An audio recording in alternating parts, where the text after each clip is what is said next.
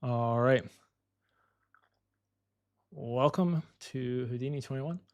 I'm going to give things a few minutes here to get people in here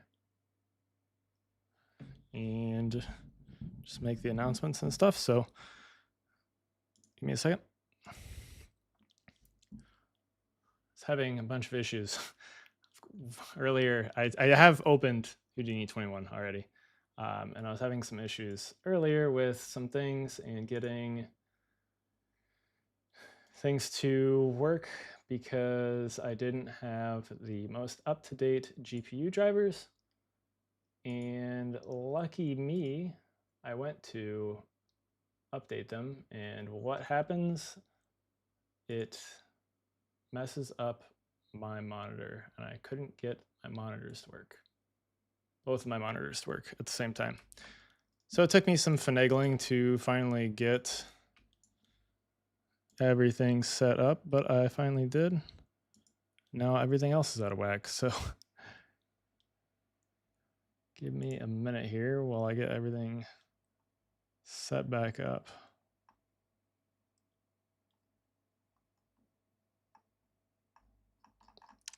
That really messed with my setup.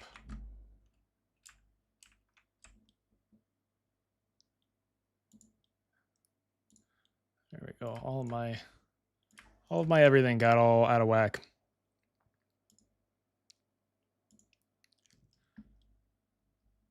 Let me get the announcements out here, and we will start in just a moment.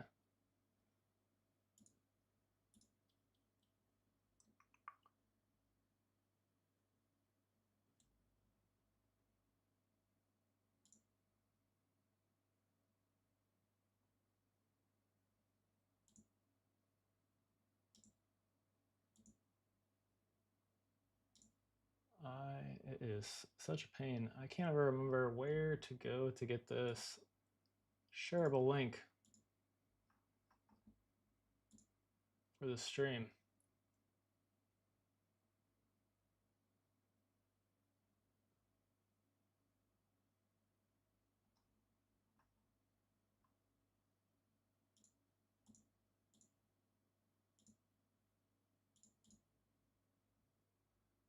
Oh, that is a pain. Okay. I don't know where it's at. I'll just make the announcement.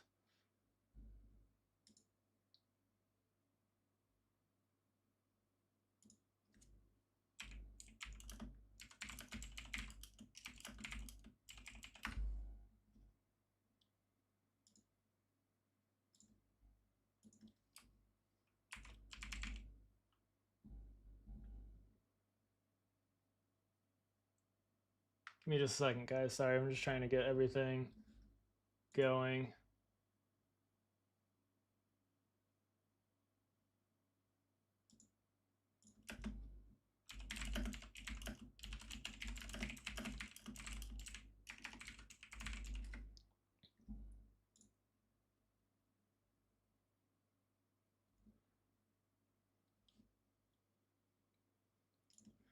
How's everyone doing?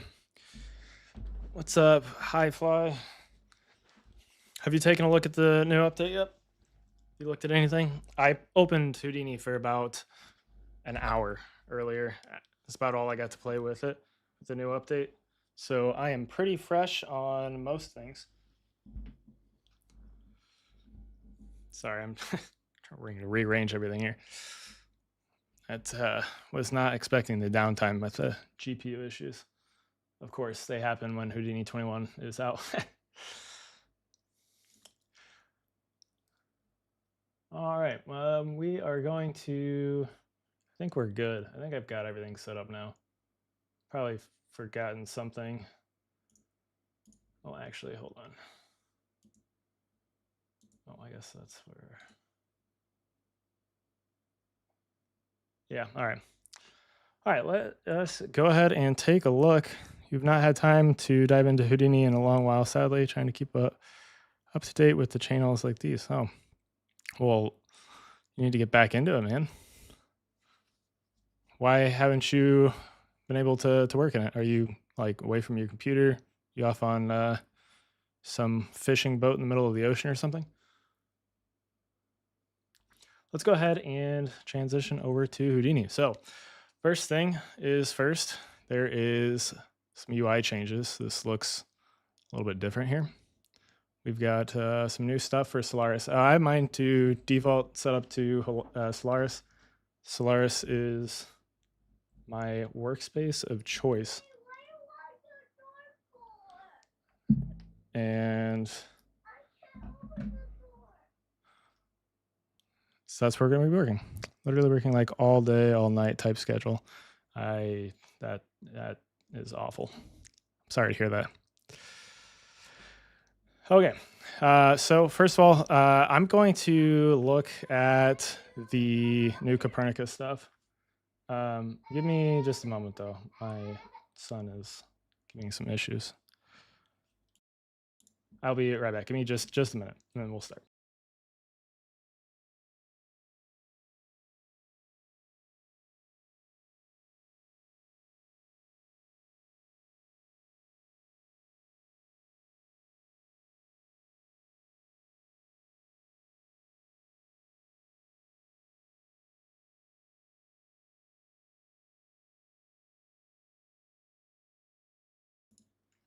All right, I'm back. Sorry about that. Why she locked the door? You could hear all that. Yeah, I don't want my son just running in here and starting to scream and stuff. He's 3 years old, my youngest. So I had the door locked so he wouldn't run in here and start screaming. But he is hopefully going to bed here, so should be all good. Anyways, let's jump into Copernicus here, and that's where I want to start. I think that's kind of the most fun stuff. How do you use the live render? That's a good question. I have not looked at that yet. I'm going to drop that. I'm going to start with Copernicus though. We'll take a look maybe at the live render. Live render. What am I thinking of with that? Hold on, let me pull up the documentation here too on my second monitor. Let me pull this down here. Actually, I'll pull this onto the main monitor here. Live render. I'm not sure. I'm drawing a blank on what you're talking about. Karma. Is that in Karma? Live. No live render. Live render. Are you talking about the like live simulation playback? I'm drawing a blank on the live render that you're talking about.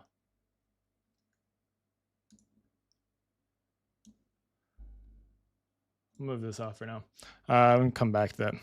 So a couple things. First of all, one of the first things that I wanted to take a look at, which I looked at briefly earlier, is the new Pyro stuff. Live render lab. Okay, hold on. Live render. CPU.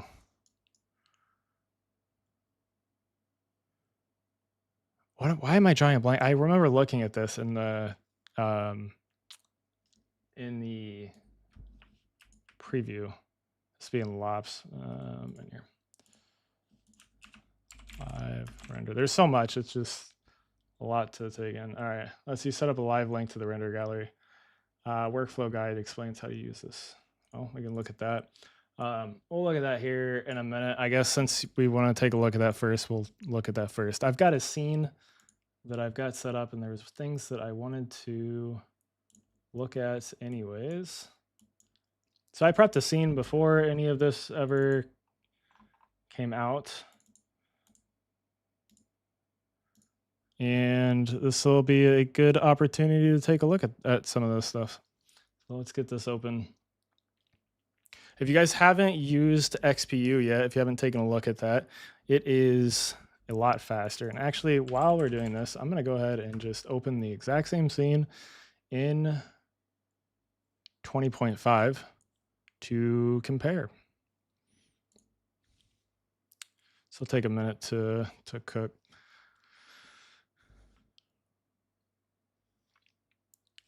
Give it a moment. Also, welcome Alex. If you guys don't know Alex, he made some of the really awesome stuff and he totally stole my idea for the copy and transform cop. It's totally what happened. Anyways, okay, so this is our scene. Let's go ahead and take a look here. There we go. So I had a camera set up here. This was kind of my scene. I actually, well, we'll look at this here in a second, I guess. Let's set up a render settings. I didn't, ooh, that's interesting. All these are new. These are new icons. Lots of new icons. Good inspiration, I guess. Is that right? That was, okay. There's these icons are new and they're throwing me off. So this no longer, okay, hold on. There's a karma setup? Okay, you can pre-compile shader kernel or render kernels and improve interactivity. Render menu and select pre-compile. Instead of compiling them on demand while rendering, pre-compile process takes a couple of hours on low-end machines. Changes to Houdini or GPU drivers. Okay. I don't think I've done this. Alex, does this happen when you just start up the XPU? Does it do this automatically, or is this something that you have to do manually? Because I started a Karma XPU earlier, and if it doesn't do this manually, it's still pretty freaking quick. You can pre-compile render menu and selecting render. I should not have closed that. You're not a lot, man. Oh, darn. Pre-compile render. Okay, I'm not going to click that in case it takes a long time to do that. But I did want to show, if we look here, the Karma render settings. I guess it doesn't really matter. So when you first start up CPU, right, it usually happens pretty quick. It takes a second to process, but then it's pretty quick. XPU, we take a look here, it takes a little bit to cook initially, right? So when you first do this, it's going to take a minute to load everything up. And then usually you could switch back to your Vulkan, viewport, and then you'd switch back to XPU, and it would take a second to like pre-compile everything again. You click it now and it's instant, which is awesome. And you can come in here and change this stuff. I'm actually going to change this because I had a different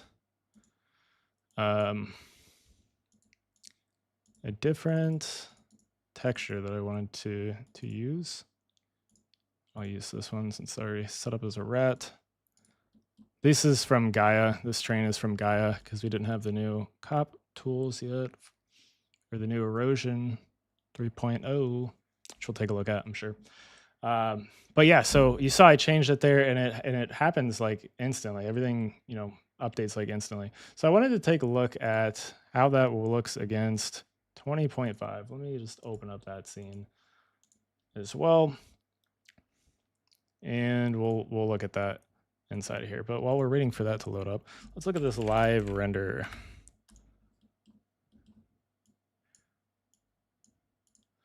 Okay, render settings, render pass. I haven't messed around with let me just pull up that documentation page. We'll look at that real quick. Live render and okay, Solaris. 2 ways to open the render gallery. Oh, there's a hotkey to open it. Oh, there's a hotkey to open a floating window. I didn't know that. Solaris render gallery. Yep. Live rendering. Left fills the gap between snapshots. Requires few resources and cloning. Directly reacts to viewport changes, but it's not have to be processed again. When it crashes, the live render OS will die as well. It's tied to a separate node, live render lop. Start the process, and then it'll be swayed in the render gallery. It's the command center. Please note that the render settings lock are mandatory. Local overrides even inside the node. So to render an object, for example. Okay, yeah, so basically what we've already done. Looks like anyways. So you can also import the live render into Copernicus using the file cop. Now that's interesting. Okay, let's go ahead and open up the, what was that? Alt-Shift-W, floating window. Nice, didn't know that.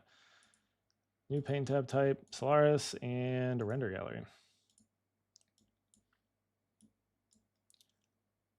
Let's start it, I guess. See what happens. You'll have to let me know. This might absolutely destroy my audio. I don't know if it will or not. Nice. So that's all you have to do. And then well, you'd need a camera. But this can, so this is basically like just rendering to the render gallery, but your viewport. So can I turn this? I guess it's not rendering in my viewport, is it? I don't know how to organize my my screen right now to this. I don't know. Like it shouldn't be any different than like rendering in your viewport to be live, like the live render from your viewport.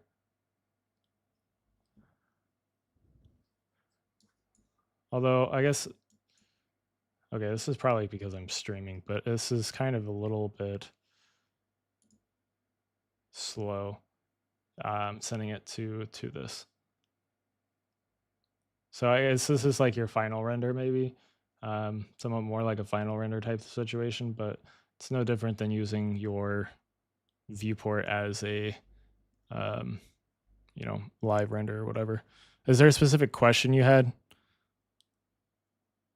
I don't know how to pronounce your name. I'm sorry. IG?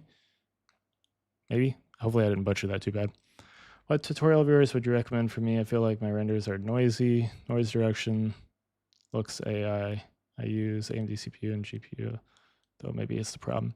I don't think that has anything to do with it. You're using AMD GPU or CPU.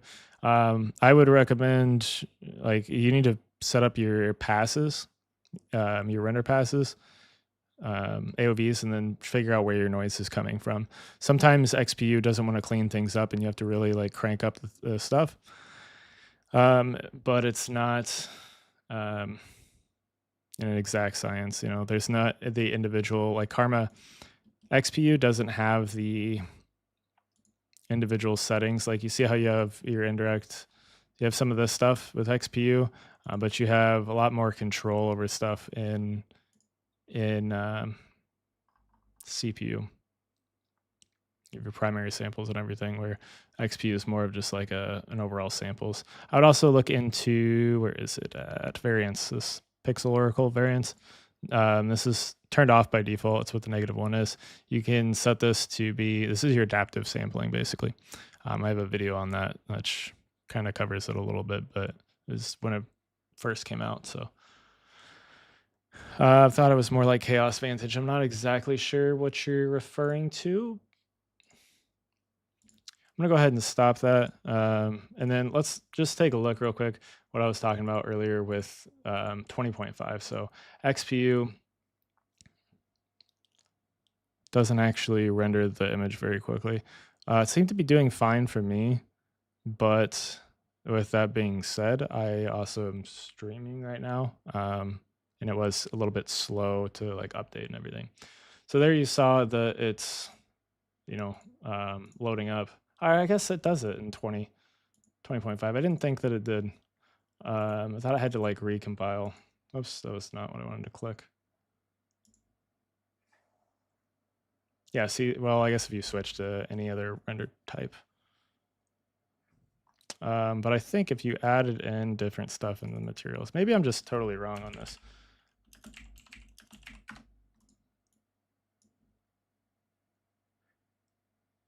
Yeah, see this, you have to like restart your render here. There it's like recompiling in 20.5. So some of that has gone away in 21, which is pretty nice. I'm gonna go ahead and just close this for now. Okay, let's go ahead and I'm just gonna, we could reopen this later if I need. I want to take a look at some of the new stuff. XPU is slower for me, but I have a Threadripper per 20. Yeah, same situation, but I have 2 GPUs, so XPU is definitely a lot quicker for me. Maybe I'm just not optimizing CPU. I haven't really messed around with CPU a whole lot. The only way to convert an HDA LC to an HDA is by having side effects do that. Usually if you upgrade from the indie version to the regular, like the normal Houdini, like the core, that's what it's called, core, or the whole effects version, they'll offer you the ability to upgrade your HDAs. 20.5 had a weird glitch too in XPU for you. I didn't have any issues, but I had some other issues with 20.5, but most of those are gone now in 21. All right, so let's look at some of the new Pyro stuff. So first of all, you right-click in here, and you see we have this new Dynamics tab. I totally forgot when I was playing earlier to mess around with the new flow nodes. But we have this Dynamics tab where we have this reaction diffusion stuff. We have this Pyro stuff, which the reaction diffusion has a setup. So you have this block begin, block end. If you just set this up, you can feed it anything that you want. So I forgot to install my HouMats stuff. SDF shape, SDF2 mono. Green artifacts, and that sounds like a driver issue, not so much a issue with anything else. Let me look here. Okay, so there was some mention about a split 2D, 3D thingy. I don't know how to do that. Let me pull up the docs here and see if I can find that actually. I was just going back through, and there's like a split view for the viewport, I think. Split. Okay, maybe not. Let's jump in here. I don't know how to pull it up. There was a split 2D, 3D thing. I forgot to install my HouMats, which are basically just cop nodes that I've built, and a couple of them are recipes. I have a SDF setup that creates these 2 nodes. Then I also have a rasterize or a SOP setup, which creates the nodes to bring in stuff from SOPs. I'm gonna have to look into this. I don't remember. There's a split 2D, 3D view thing. I don't know if this is what they're talking about. Oops. Front viewport. Perhaps this is what they're talking about. But let's take this, and we just need to feed this some sort of an input shape. So if we wire this into the activation, takes a second to cook here, and you see that we get this to start. Let me just get rid of the grid, and I'm gonna set this to dark for now. So if I press play now, we start to get this reaction diffusion, which is super, super awesome. And as it gets to, it's insanely quick. Let's actually, just to show something real quick, let's go back and set this back to the light so I can see where this actually ends at. And I'm gonna move this down or over, whatever, whichever one it is. Let's jump back to the start here and watch what happens when it reaches the edge. Bam, it tiles. And that's awesome. That opens up a lot of different possibilities for some really cool material generation, like animated material stuff. Really awesome that that is going to tile. And it's super, super quick. Pyro is the same way. So if we are typing in Pyro, there is a Pyro configure, some different things here. So we have this billowy smoke. This is something that has been around in SOPs. This drops down a ton of different nodes here. And the split view would probably live in the compositor view. Potentially. I didn't think about that. So this probably actually is going to take a minute. I probably shouldn't have done that. I might have just crashed it. Oh, hey, that's a good sign. Houdini 21, less crashy, maybe. Not that it was super crashy to begin with, but sometimes if you get that white screen of death, it just dies. But anyway, so this is super, super quick. If I go ahead and press play now, you can see that we are getting our smoke here. Now, obviously this looks, very, very low res, but it is rendering in 2D here. So we see the top of it here. So this is where our end of our card would be. And to increase the resolution of this, we come to this Pyro configure node. We have some different things. We can do voxel size or resolution. I'm just going to leave it on resolution, and let's go ahead and crank this up pretty high to like 500. And let's go ahead and jump back, press play.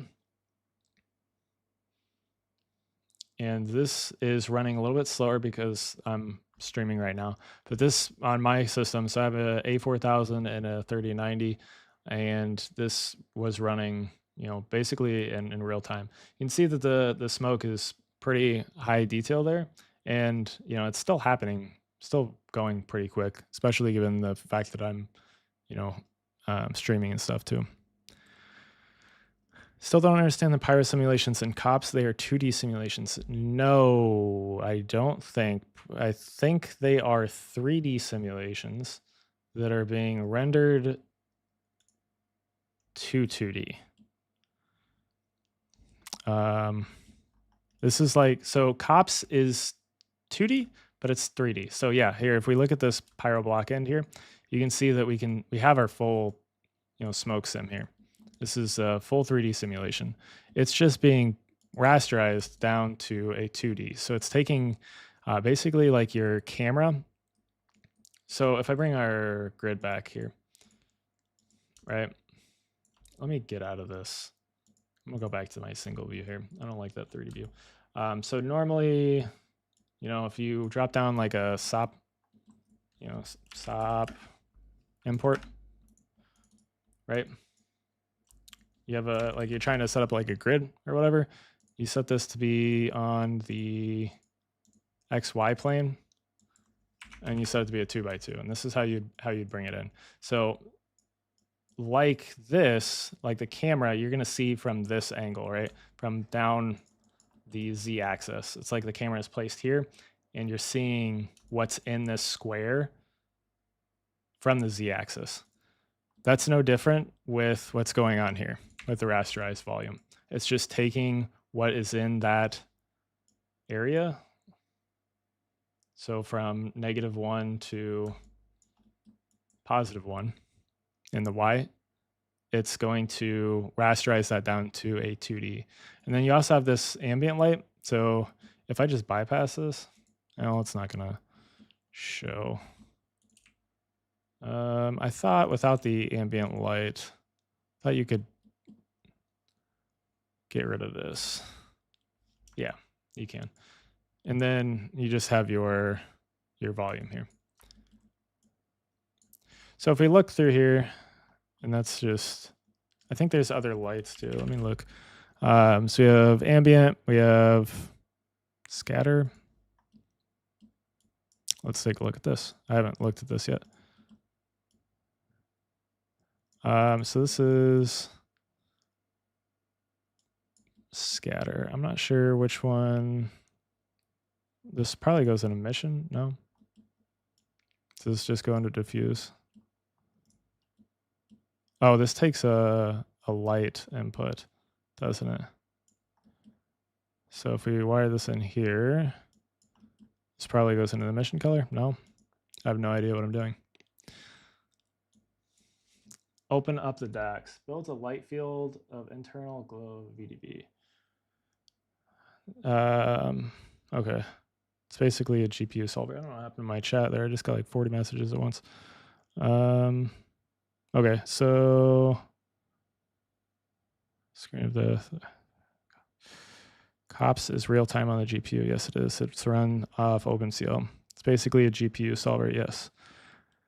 Integer VDB, float VDB, and vector VDB layer types. The more I learn about Houdini, the more I understand I know nothing. Yeah, right. The more you learn about Houdini, the more you realize you know nothing about Houdini. Speaking about VDBs, for anyone who hasn't yet, Zebra VDB is now free. Yes, Zebra VDB is free for indies, and I would recommend taking a look at that because it looks pretty sweet. And not just for like games, but also for just like compressing your file sizes.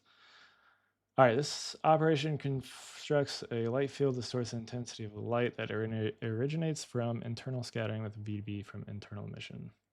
At a rich glowing out of the center of a dense smoke, light operating chain together, input as a lit smoke. Okay, that didn't help a lot. I do not stream on Twitch. I don't know what is, are these the same? Ah, well, there we kind of have something. That looks really bad. But I don't think I'm not feeding it what it really needs, I don't believe.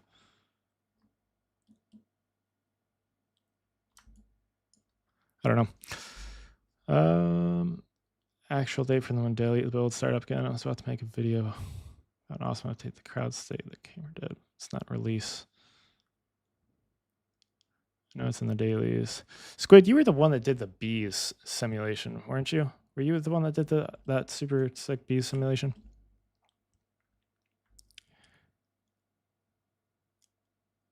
No, Zebra VDB, I think it works for everyone. It's just the indie license means that it's limiting your revenue to basically the same thing that Houdini indie is. But anyway, so for this, we're taking an SDF as our input here. So SDF shape, SDF to mono, that's normal stuff. Then we have, this is just a null here. Then you have this new node. So it's layer to VDB points. So it takes an input here and creates basically the emission source for this. Then you have the Pyro begin, which this should all be familiar. These nodes should all be familiar to you if you work with Pyro. At least some of those should be familiar. So we have, buoyancy, disturbance, all the things that you'd expect with a Pyro node. We can probably walk through some of these. Pyro source from layer. I'm gonna be honest with you, I haven't messed around with this much, so I don't know all what it's doing. I'm definitely not a Pyro person. Like a super big Pyro person. So, but this is like the setup to create this billowy smoke, basically, which I think is similar to probably the shelf tool that we had before. Yeah, it's me. If you haven't seen that, Squid, you can link that if you want. That simulation was awesome. This is a really awesome bee simulation that you was it. It was 20.5 that you did that, or was it 20? I think it was. I feel like it was 20. Areas for using this COP Pyro solver. I have some ideas. Honestly, so here's the thing, right? This runs in COPS, but we can take this. This doesn't have to stay in COPS. We can output this and let's just explore that. I don't know exactly how this is going to work. Let's do a stop create. This doesn't have to stay in COPS. I think we can drop in a file node maybe. I'm just going to copy that and then we'll paste that in there.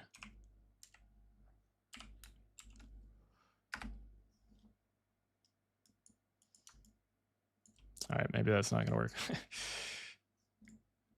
VDB.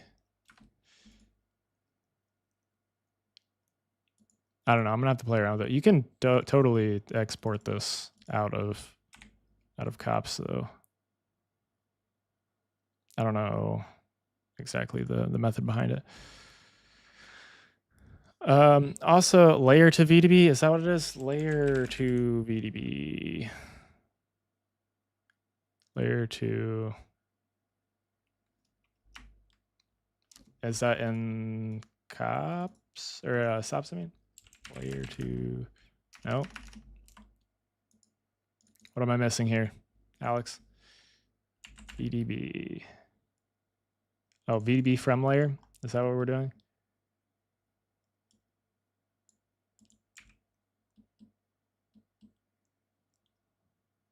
Wait, maybe not actually.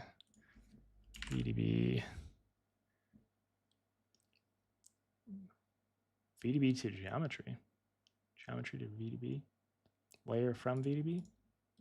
No, that's going to create a VDB from our layer.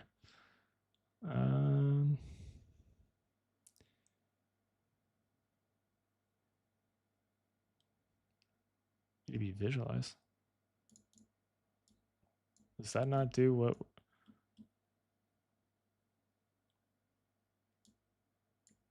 What does this do?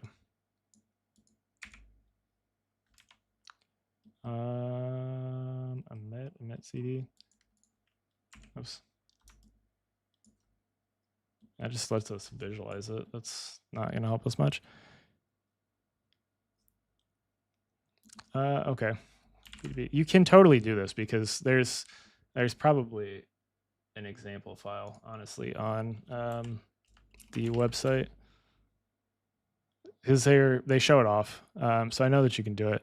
I just have to figure out how. Okay, so let's take a look at some other things here. So since Alex is here, we'll just look at all the stuff that he worked on.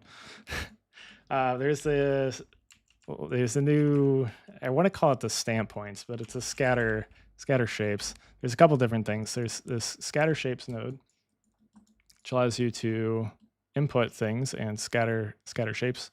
So we can do SDF to mono and SDF shape. God, I wish I had my stuff, my HouMats. Let's just give these some, actually we can leave this on this. Let's make a copy of these and give this a couple different shapes. So we'll do something, sure, the heart.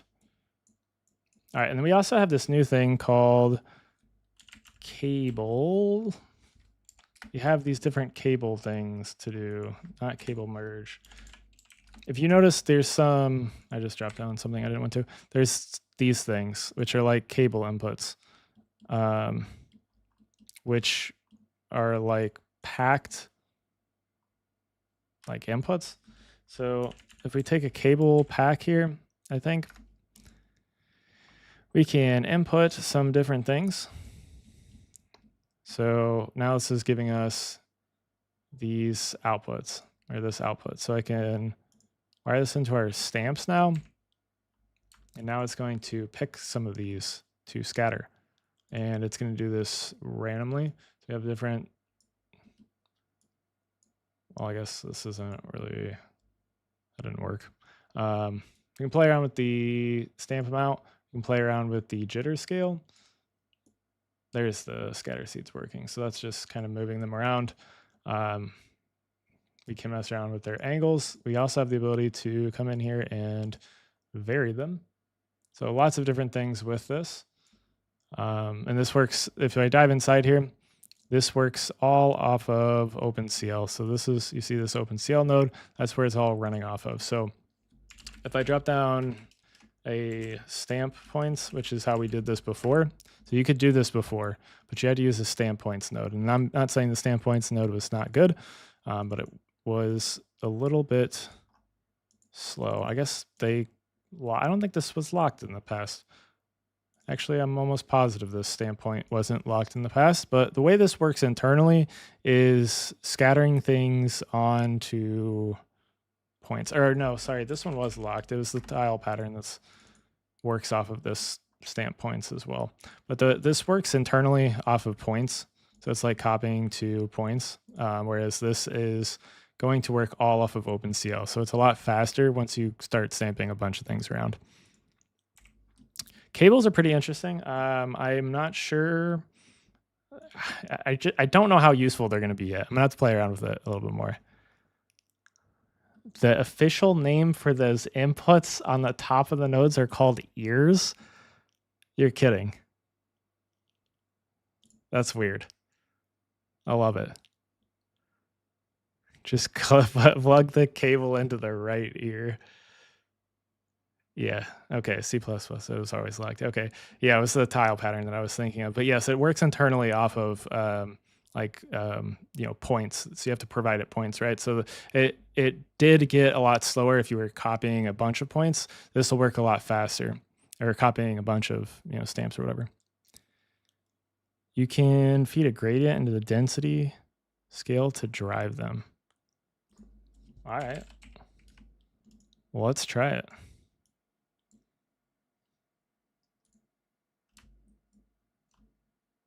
What?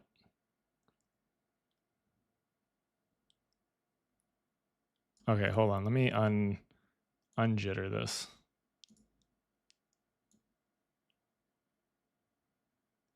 This is weird. I don't know how I feel about how this works. This is weird to me. Why is, first of all, this is like backwards of how I would think. Usually white is where they'd be getting copied, but it's what's being removed. I guess my brain's just working, but this is weird. It's not totally, this is odd. I don't know. I can't visualize how this is like working.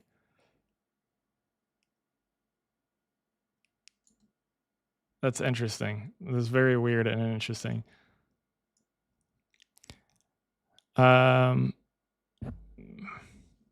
You can cable up and compact more.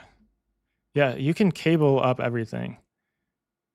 Okay, density does rejection sampling. So if it gets an input value of 0.2, 20% chance of getting deleted. Okay, that makes more sense. That makes more sense. Increase the stamp count. Okay. That's the scatter seed, not the stamp count. I'm a doofus. Okay. I kind of see what's going on. I get which after you explain that makes a little bit more sense.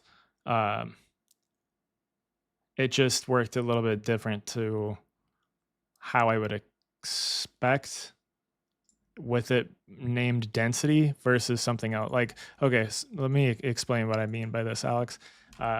If we do a scatter here on a grid, and we do like an attribute, let's do an attribute paint. Oh, is the preview revert? Am I a doofus? I am totally a doofus. Okay, I'm dumb. Or ignore me. I got backwards when we were doing those VDBs. Okay, it totally makes sense now. Okay, thank you for that. Okay, let's ignore my stupidity there for a second. Scale. Okay, so we can drive these with ramps with scale and stuff, as well as the angle, not the direction, but the angle. And let's just pretend that didn't happen, guys.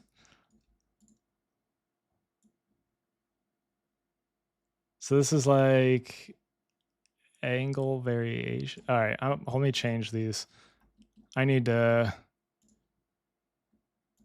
gonna undo this one, and we're gonna set this one to be, where's the arrow at?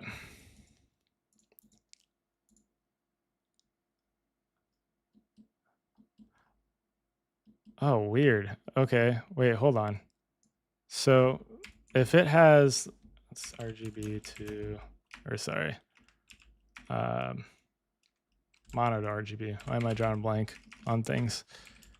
To, I can't type RGB. So if it only has one input,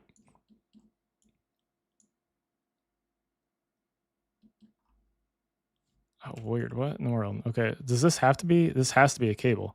So this has to take multiple inputs?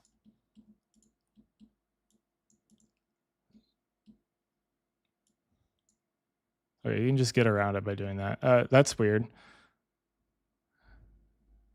Stop scattering, but to be fair, it's not points. Yeah, I get what you're saying. Now that I'm oriented correctly, it makes way more sense. It can take, this says it takes a cable input. How do I, and then we're getting stars here. So if I can just only plug in one, I don't know. I don't know what I'm missing there. But I need to have this up here so I can internalize how this is working. Angle. Let's set this to,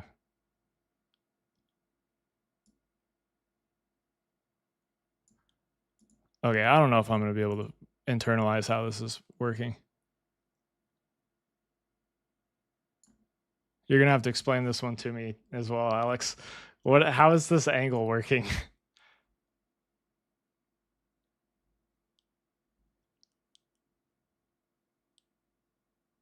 Just try plugging a single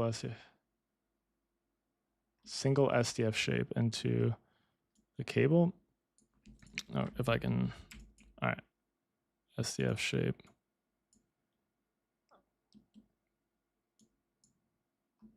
Okay, there, that's working. I don't know what was going on there.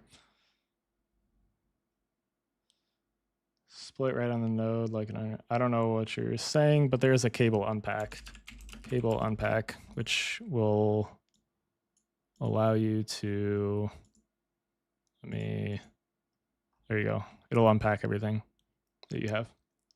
Angle is 0 to 1 mapped to 0 to 360.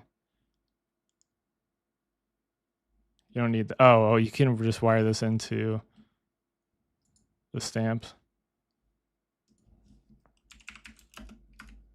Oh, I guess it still worked. There you go. Yeah, it looks like, or why I keep doing that scatter. That's scatter or stamp. And then I wired it into that. Okay. Gotcha. It does work. I don't know what's going on there. Okay, so I'm totally lost. This is not computing in my brain here as to what is happening.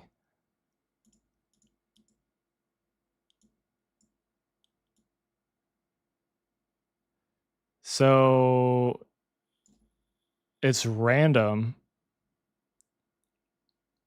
Oh, okay. So I bet if we, yeah, okay. I think I understand now. So as this goes up to 1, it's completely random, the direction. Okay, we'll be 180 degrees. Yes, that's what I was kind of putting together. Or I guess not random, but it like, okay, I get what you're saying. This is probably going to be better visualized with a constant than a ramp here. So we can control this. Okay, yeah, that makes a lot more sense. So at 0.5, it's going to be 180 degrees. Okay, that makes sense. I was super confused when I first plugged this ramp in and saw them moving in all sorts of directions. Okay, so the value controls the degree rotation. That makes more sense. Okay. All right, so now that we've worked our way through that, what other cable nodes are there? So we've got cable sort, switch. filter. These are, I don't know. I don't know how I feel about these yet. Whoops. I don't know what this is doing. We'll have to look back at these. I think cables are are some of the most uninteresting things about this update. Let's look at other stuff. What else was I going? Oh yeah. Okay. So we have a new node. We need to set this up first. So I didn't prepare a file for this, and I don't know why I didn't. I guess I forgot about it existing.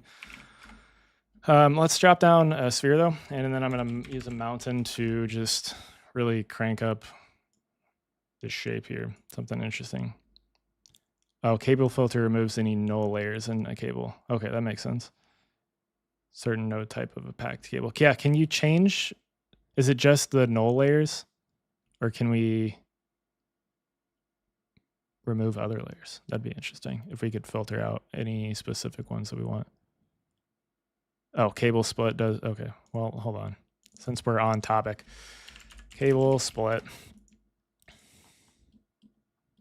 Okay, so this has the matching and then, okay. And then it has split by types. Okay. All right. Okay, let's jump away from cops for just a second. Pull them out. Okay. Yeah, if you have a bunch of, yeah. Oh, actually, hold on. Before, this is in the same vein as the cables for organization, right? There's a new node called the fetch node, which if I think about this right, means that I can take this and I can copy this and I can paste this in here, and then boom, I have our, or if I want to, let's select something that we weren't already looking at.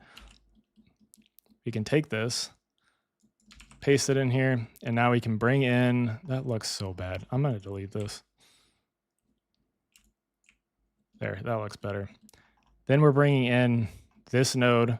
It's all the way up here to down here. So this is like, there's, in like Gaia, they're like portals or whatever. I think what's it called? The compositor. Drawing a blank.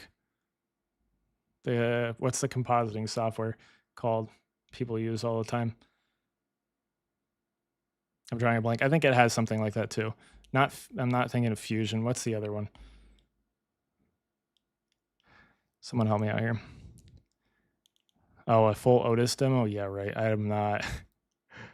It's so cool, but I've got no experience with that. Nuke, yes, I knew it started with an N. I couldn't think of it. So I think Nuke has a similar feature here with being able to like use like fetch a different node or whatever. So that's really cool. That's another thing in the vein of like organization, and also something else too. I totally didn't even think about this. I just thought about this. So if we want to output these, there is image output. Nope, that's not what I'm looking for. Output, that's what I just did. No, render, what is it called? There is, how did we output stuff before? Was it the ROP? Or not a ROPNet, but output. Okay, I thought I read something. You could wire in everything to this node now.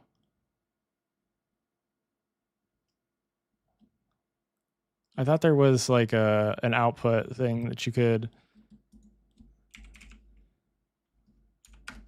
output all of the nodes all at once, or all of like your passes all at once. Or maybe you have to do it into a preview material. Maybe Alex can tell us. If you want to write multiple images to this, so like we have our base color, right? Our metalness, our specular. If you want to write those out all at once, does this automatically do this now? I think it does. you can, oh yeah, add AOVs from input, which I think would work. Maybe that didn't, I think we had that before. This auto wires up. Geo and material. I guess you can wire it into a null. So if we had like, I don't think this worked before. So if I had like multiple of these, right? Let's just say like this one, I don't know, whatever. We can wire these into here. Did this work before in 20.5? If I selected this and pasted this in here. Oh, I guess that doesn't work. I don't know. You can feed a cable to this and hit add AOVs. How do you feed a cable into this? Just, oh, nice. I guess we'd have to like name these. Is color, metalness, spec. I guess we'd have to, this doesn't just pack all of the outputs, does it? We have to like cable these up. Cable pack.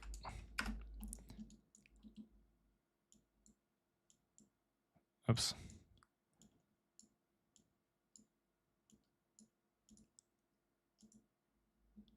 Okay, well.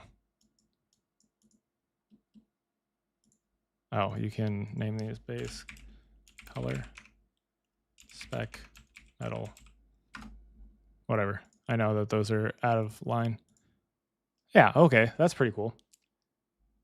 I did not know that you could, I would have not have guessed that you could just drag in a cable to that, or yeah, a cable from the ear. What are we calling this? Are we calling this like the butt? Drag a cable from the ear to the butt? This does pack them? Why didn't it work then?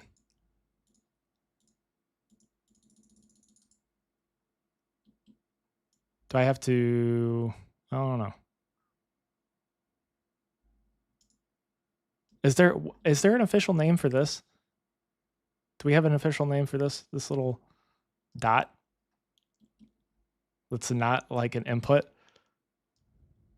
The ear auto packs and trouble here is that they're null layers. So okay. After you cable pack them. That is weird. Okay, so but if I wait, hold on. So if I add a constant in here to all of these, will it pack them automatically? Or no? Because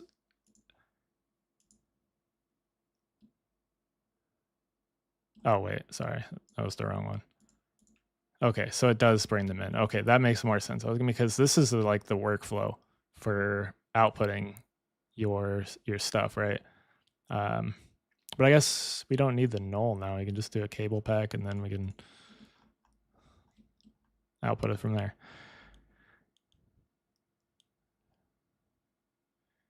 Cables, yeah, found useful in other graphs. I don't know. Anyways, let's, that's cool. I don't think, this wasn't a thing before that I know of. Yeah, maybe we should try it in 20.5, but not a big deal. Whatever. All right, let's go back to what I started to do. Anyways, I'm gonna crank this up even more actually, make this super high res. And then we're gonna drop down. So there's a couple new nodes. We'll look at a couple new nodes here. To start off with, let's actually drop down a null here. And we're gonna call this out high poly, HP. How many edge cases cables have? They were planned to be just a simple thing at the beginning. No, they're not simple now. Yes, it can. Can it output a sequence? Yes, it can output a sequence. You just have to come in here. This is the $F4. That's where the file name comes into play there. So yeah, it totally can.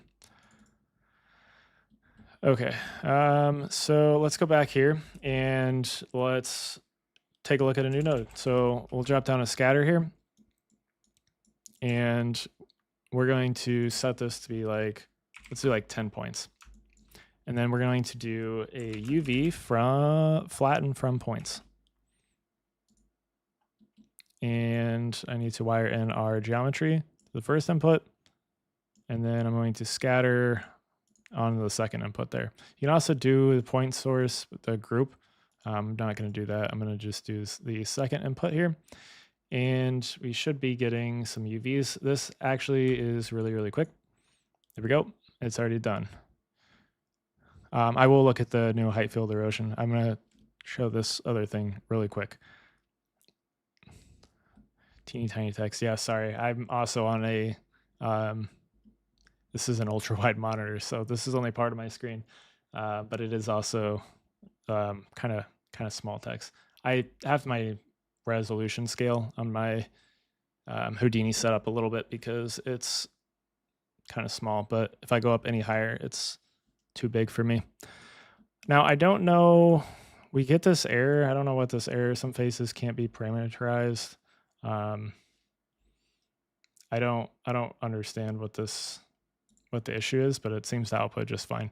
And we have our UVs here. So if I look at our UVs, it's created these UVs. It looks like, I don't know, maybe these are the issues that it's referring to. But overall, it's a pretty good job of packing these points. Then we need to add in a normal, and then we can wire this into another null.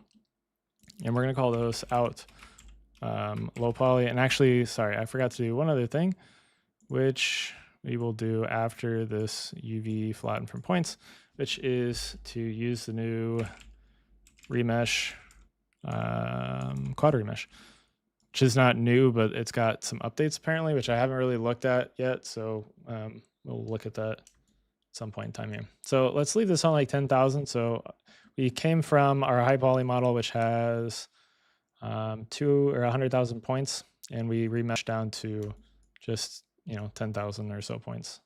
Yeah, 10,000 points. So obviously we lost a lot of the detail that we have here with our mesh. I don't click the wrong button.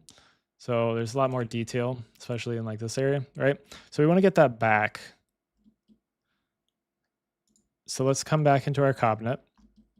Let's come in here and we're going to do a SOP. Actually, we don't even need to do that. We can do a bake setup, which is going to give us everything that we need. We have this SOP import. So we're going to need to select our low poly. So let's come to that SOP create. We'll select our low poly. We'll come in here, select that high poly. And then we don't actually need this cage right now. I haven't looked at that yet. And we can come to this bake geometry texture, and I get an OpenCL exception. Interruption while waiting for kernel compile. I think that was just it compiling for the first time. So we have this, we can wire this now into a preview material. And we're going to take our low poly, wire that in here. Let's add in a constant. We're going to set this to be a RGB. Wire that into our base color, and I'm going to just make this some like gray. So this is our low poly. This is what it looks like, right? So not as detailed as our high poly, but we can wire this normal into our normal, and we get all of that back. We also have all these different passes that are going to be output here. I don't know what this, is this output a height? Let's look at this. Height. Doesn't output a height.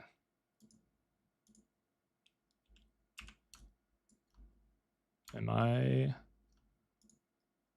guess you probably need some other stuff for this. I would think it would output a curvature. Is my viewport bugged? Nope. All right. Let's see. The quad remesh has barely any new features. Anyways, this is the baker, and it works pretty quick on Embry too. It's already done. You can see we're down there. You can also use a cage mesh. You can bake just a single low poly mesh if you want as well. There's all sorts of different settings in here. Oh, that's why it wasn't actually outputting a height. There we go. So let's output the curvature. That would be an interesting one to probably look at here. Yeah. So then we could do whatever we want right there. Try checking the parameter interface. It's not my forte, all right? I don't look at parameters. I just plug in things, okay? Also, actually, you just reminded me, remesh does tries, quad does squad. Labs instant meshes node. I think I looked at that, but I haven't really played around with it. So let's take this quad remesh, wire this into a subdivide, and we can increase our resolution here. But if we wanted to later on, we now have this new node, which is the unsubdivide node, which, as you can see, does exactly the opposite here of what we were doing. If you push it too far, it starts to break. But it does a really good job of unsubdividing our mesh here. Let me get back to all the way to what we want. Only normal, occlusion, and alpha are enabled by default. Yeah, I figured that out. Is that what these checkboxes mean? Okay, so we haven't looked at the Heightfield stuff. We can look at the Heightfield stuff now, I suppose. So height, there's some new things with this. We have Heightfield visualize, height to shadow, which I haven't looked at. That looks interesting. Height to normal we had before. Actually, but hold on. Before we do this, there's a new. Let's take a fractal noise. Something else I wanted to look at. And let's crank up the contrast. I don't know if this is really going to work that well. Maybe the reaction, hold on, let me look at the reaction diffusion. Or did I delete that already? Nope, it's still here. Let's start over with this. So there's a new node, which is the curvature node, I believe, which will give us the curvature of a mesh or of an input.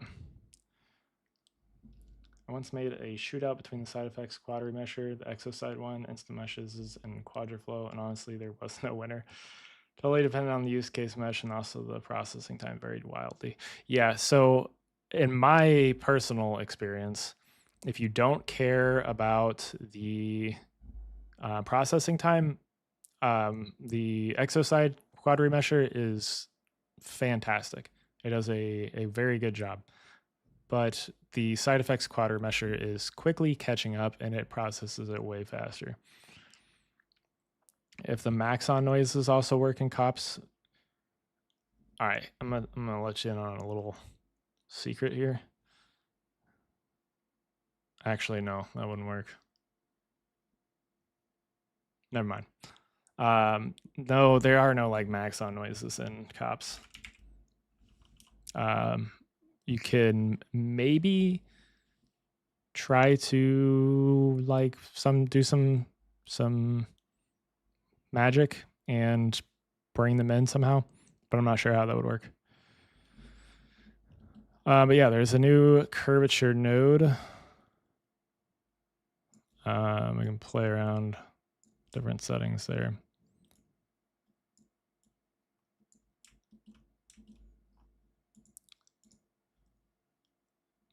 Find difference. That's pretty cool. So we could some different things there. This is maybe not the best example, but curvature node, that is going to be useful for some different texturing purposes. what's the curvature in cops? So it's more for like maybe like a tile pattern would be better for this. Let's take a, which one is the right one? Stretcher bond. And then we can do distort by slope. Do a fractal noise here.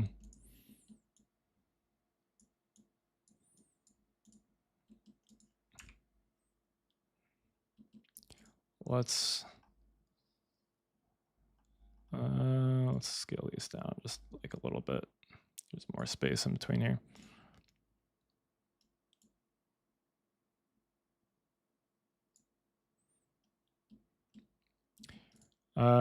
So we have something somewhat like this.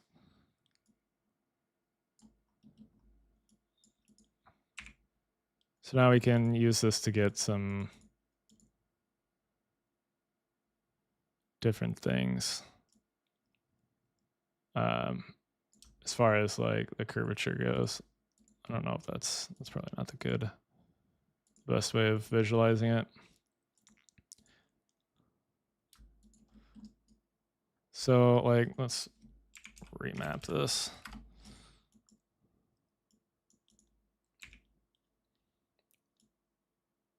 So now you can get like the edges here, stuff like that. I don't think there was, is there a new edge detect? Oh, yeah, I guess we had edge detects before. But you can get the curvature and different things. And this is different. Like if we try this, you just get some like different results. This gives you a little bit cleaner result, to be honest with you.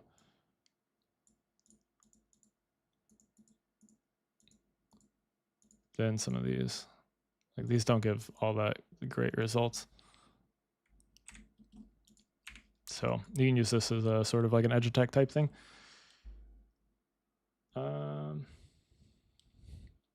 Yeah, it measures the curvature like the measure stop.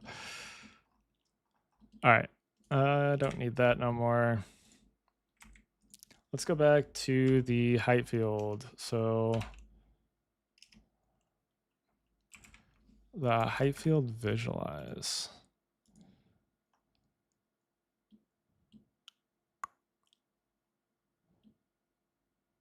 Is this what I'm thinking? What is there's new nodes for the height field stuff. Hold on, I'm gonna just go back to the docs. It's starting to get late. My brain's starting to die on me. Oh, I haven't looked at the flow. Hold on, we're total detour. We're gonna come back to that. Okay. Flow block. We need to give it a color. Let's do SDF to. I can't believe I didn't check this out before. Yeah, I was thinking that was what you. Sorry, we'll come back to the new erosion. I didn't look at this earlier either, and I'm very intrigued. All right, so this is gonna probably need a color. Let's do, I don't know, fractal noise. Oops. Jesus. Ramp. Yeah, is that what I wanted? Ramp mono? No. Ramp.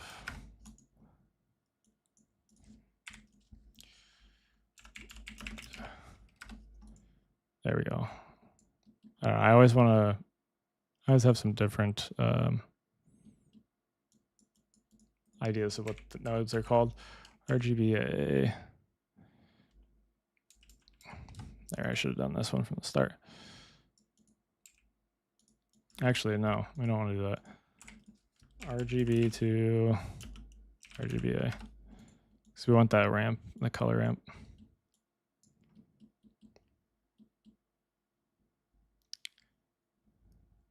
Cops now works in Houdini engine. Yeah, that is awesome that's a thing now.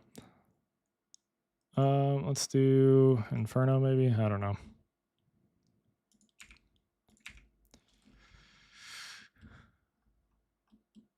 I guess that didn't really...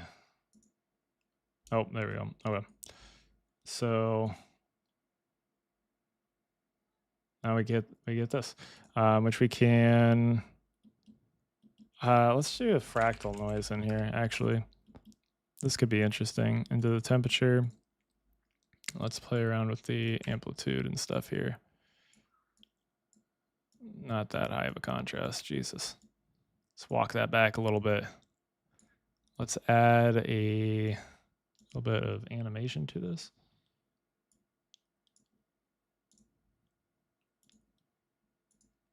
Oh, I didn't look at the live simulate either. There's just so much to take a look at. There we go. We need to animate at this. That's really fast. Let's do like 10. That's probably still too fast. Let's do like 30. And we need to go back to the beginning. Yeah, so really easy to get some really cool stuff with this. Really, really cool. And it's so fast. It's so fast. All OpenCL. Obviously, it works really fast. Okay. Yeah, so the cops being available in Houdini engine is pretty cool. I'm not sure what all of that would be used for necessarily. I'm sure people would come up with some awesome ideas for it. But I'm not a Unreal person. You couldn't use the side effects. Yeah, I saw that. I think you were the one that actually sent that actually in the Discord. Cops in Houdini engine. Live simulation. Messing around with the oh yeah. I totally forgot. Yeah, this one has live simulation too. Let's go back to let's go back to this. And you know what would be cool? I don't think this is a thing. If I select this, oh, it does work. Is there a, oh, you can, yeah, okay. Oh, that's going to be sick. Okay. Sorry.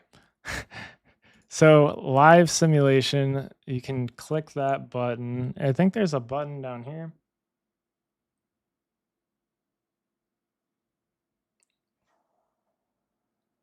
Click to enable, disable live nodes. I think that enables it. Oh yeah, sorry, it's going. It's already going. So if you uncheck this, or if you unclick this little box, so there's a little box down here, this little like, I don't know, yellow ball with like a, I don't know, a couple lines near it. That's, how do I, hold on, can I start, how do you start over? Click to enable, disable simulations.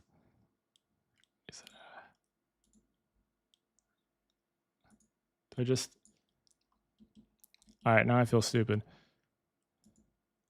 Okay, so we can just toggle it. Is there a different way to reset that, Alex? But let's turn that on. Let's come back in here and then we can mess around with, okay. Doesn't exactly work like that, maybe? This mix is super quick. How do I, is there a quick way to stop that? Is there a hotkey for this? Reset sim. You have to go back in here and reset sim.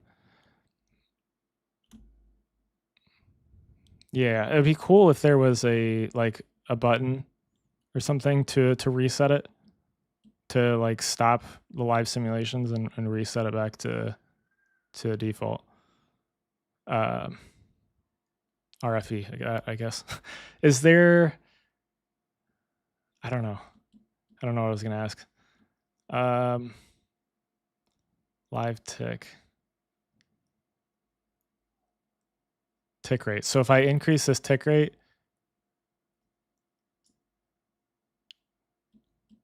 what is this increasing the tick rate? Oh, live simulation. Okay, the stuff that happens inside the block. Okay, I can work with that. That makes more sense. Makes a lot more sense. I should have totally guessed that. All right. Tick rate. Live tick, is this like when I think of tick rate, I think of like Counter-Strike Go. I played a lot of that back in the day. I was pretty decent at it. And it's like how many updates are happening within, I don't know, how quickly it's like updating. Is that kind of right? Live tick is only a display. Okay, I'm not sure what you mean by that, but I'm gonna reset and we're going to start again. And oh God. Oh no.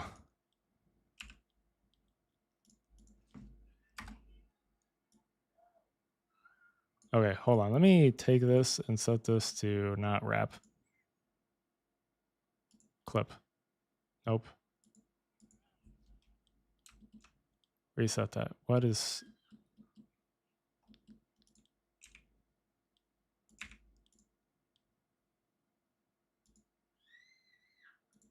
wrap? What? Why am I not... This is not displaying what I...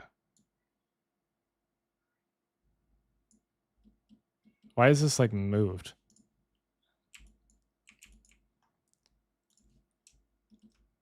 I probably have to reset simulation. No? Why is this like... Is this moved because of the input?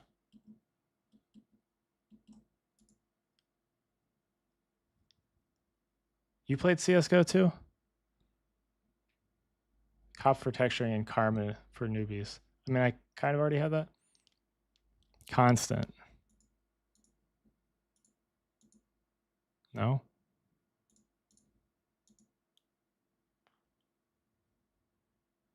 So it's a cache you can scrub through for the live sims, or you just got to stop at the exact right time to get what you want? That's a good question. That's a very good question.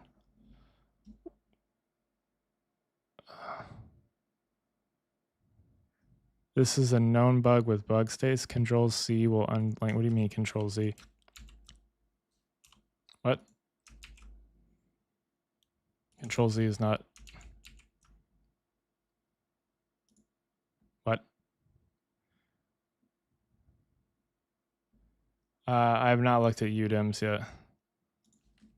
I don't know if we'll get to that. Maybe.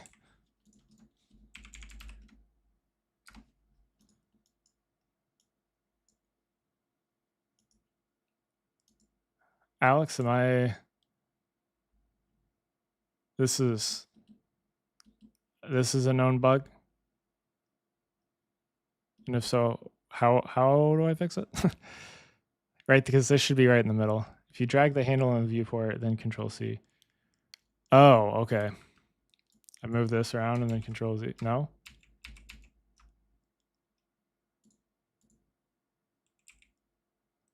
What?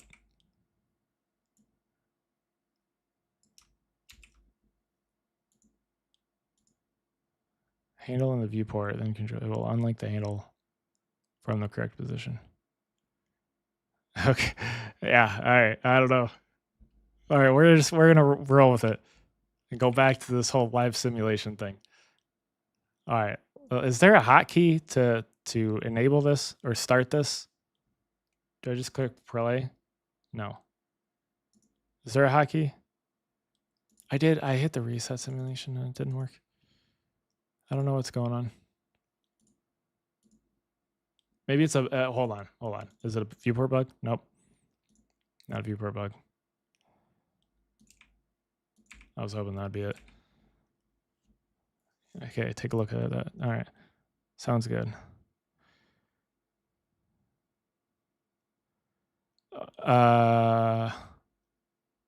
Okay. Yeah. The UDIMs. You definitely can mess around with them. Is there any like match UDIM?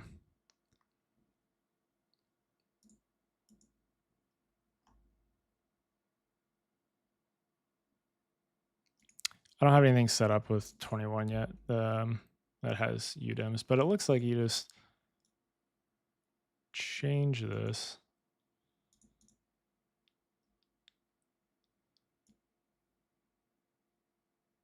Yeah, it looks like you maybe just change that and it'll update your UDIM. Here, I know what this is going to give us. If I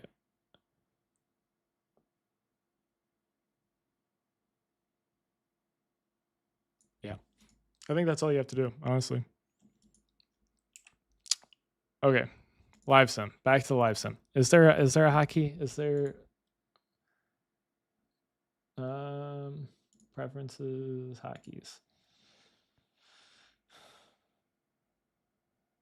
I don't even know where this would be at, in all honesty. Live simulation. Shift L. We found it, boys. Okay, that didn't work.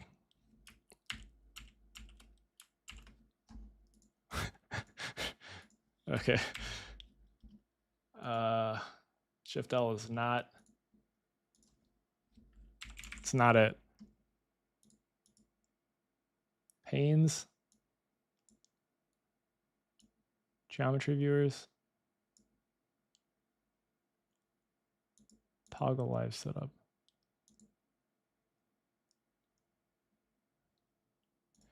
Pause toggles the sim. Yeah. Okay. Anyways. Okay, Shift L doesn't work. I don't know what's going on. Let's go back in here and we can move this around and it's going to update how this is. That's pretty cool. Let's change this. Let's pause this back. Nope. Let's reset this and let's change our buoyancy down to like 1/10 of what it is, just so it's a little bit slower. The pause key on the keyboard. What? Like the pause break? Oh. Wait, hold on.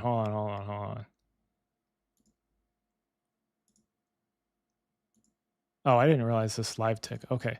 I see what you're saying now. All right. Pause break is the hotkey. Good to know. All right. So we can, I reduced the buoyancy too much. That totally was way too much.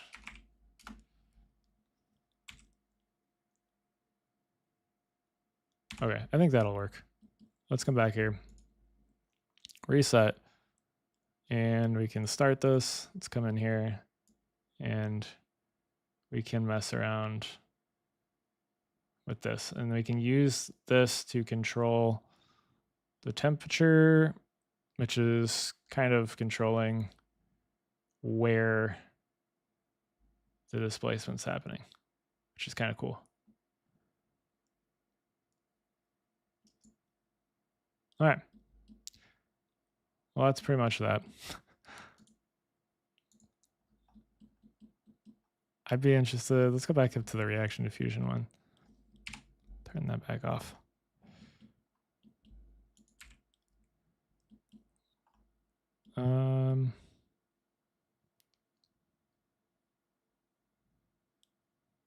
UV. Oh, I didn't even look at the triplanar nodes. All right, I'm not gonna. We'll skip that for now. We need to go look at the Heightfields. Okay. So we need to start off with a Heightfield. Let's go ahead, which we haven't looked at the Heightfield erosion yet. So let's do a Heightfield. Let's not dive into the nose. All right, let's do a Heightfield noise. And we can mess around with this. Let's give this something random. Sure. Let's set this to be not 2000. Which one makes this a higher resolution? I can't remember. So there we go. 2048. 2048. There we go. So now we've got a pretty decent resolution here. That's good enough for this. Heightfield erosion. Heightfield erode. So this should be the Heightfield erode 3. One last question about COPS. What's up with the preset materials they showed in the keynote? Okay, so COPS, yes, with an asterisk.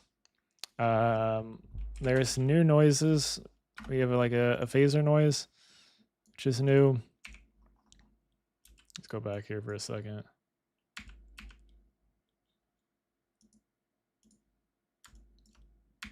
There we go.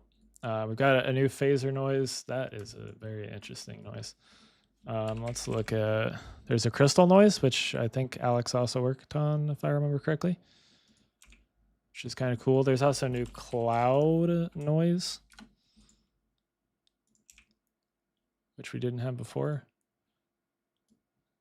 Kind of cool. What other ones are there? So if you look here, these are the noises that we have. So there was like some tree stuff that was in the things, but it's not COPS material. Yes, so they're not in yet. They said that they were going to be coming. Yeah, there's going to be. They said that they're going to release those, but they weren't going to be ready for the release initially. So they're going to be coming hopefully sometime soon. Can't comment on materials right now. Okay. I would expect them to be probably around the same time, or not super far after, because most of the materials that were shown off at least used those noises. They're the grunge maps. Hopefully we'll get those soon, because I'm looking forward to some new the new grunges. But here we have, I need to turn off this grid real quick. Here we have the new erosion node. So this happens, let's reset this. It happens pretty quick. I think if we just press play, you can see it happening in real time. So this runs in the back end off of COPS, I think, maybe, if I understood that properly. So this pretty, decently quick. I mean, it's running off of my computer while I'm streaming, so it's a little bit slower. I'm sure it's a little bit quicker, but that wasn't super slow in general. Anyways, I'd be interested to see what off stream it is like. So now with this, we can wire it into a null maybe, and then bring that into COPS. So SOP import, maybe.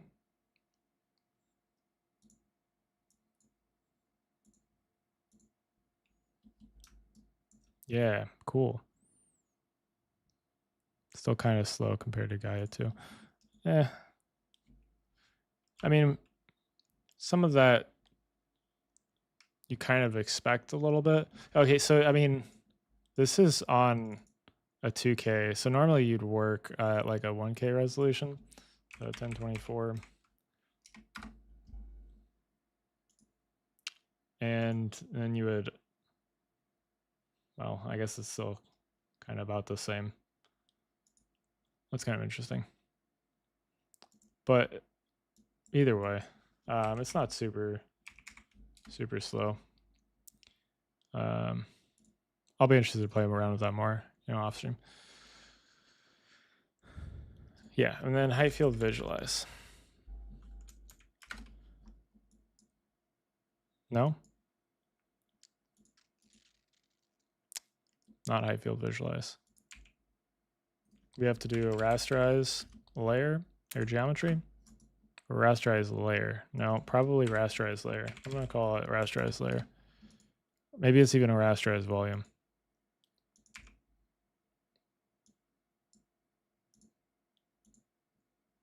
Not a rasterize layer. Rasterize volume? Nope. Rasterize, is it a rasterize geometry? Rasterize setup. Probably not. Well, you got to understand it is a rasterize volume didn't have the inputs for the geometry. It is a volume. Geo2 layer. Yeah, you're right. And then we have a Heightfield visualize. Yeah, which we can play around with that. Yeah, so you gotta remember I'm streaming too. So decent part of my GPU is being taken up by that. So it probably runs a lot faster. Okay, so well, we still have the this output's a geometry. I guess we don't really need to.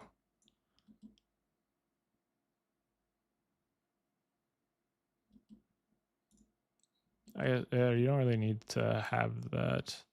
I guess it's like an end node, I guess. Can you look at this in the composite view? Yeah, so now we can, yes. Composite view, I don't know. I don't even ever use this. Looks like it. Is this the one that had the split view? The 2D, 3D? Ooh, toggle tiling. Interesting. I don't ever use this. Is this one that had the split view though? There's a split view thing somewhere. I saw something about it in the docs. I don't know.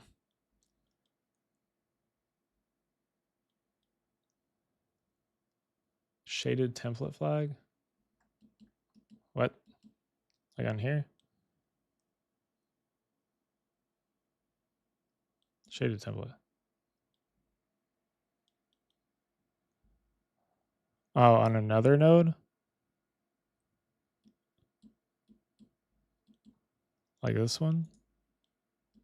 Does it matter?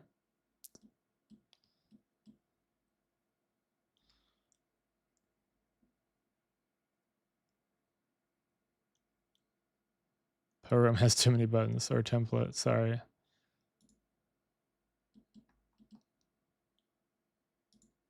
Ah! What is this? I don't use this ever. The composite view. What is this? You've never used a regular scene view for cops? I don't know. I just don't have, I don't know. It's all in your viewport, so I've never, and I'm always working Solaris too, so. What is, I don't even know how to use this, to be completely honest with you.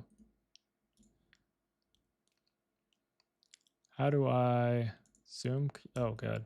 Oh, that went away. I broke it. I broke the, okay, maybe this doesn't, hold on. Let's do like a mono to RGB. Well, no, we have 3E view. That's what we were trying to look at. Okay, I have no idea. We got that. Yeah, I use the viewport every time. Yeah, the pixel inspector. I've used this a little bit, but I'm not super familiar with it. Scene view.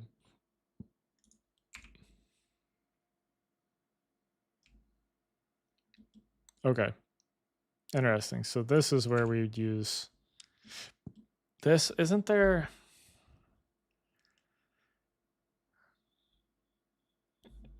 Get your. Okay. I don't know. I don't know where we're at with that. I'm gonna move away from the split 2D 3D view thing, and I will look more into the documentation. This primitive name height. You have to do that. Is this auto Click the layer to set the input minimum. Oh. Oh. New buttons.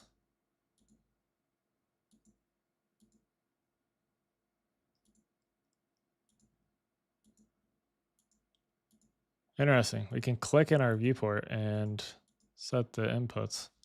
That's pretty cool. Whoops. I am. That was not negative. There we go. When they're okay, that's a little finicky. This is definitely higher than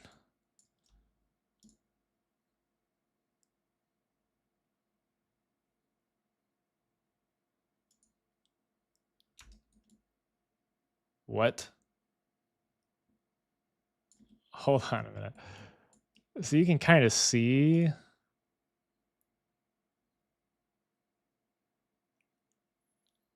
I'm confused by this.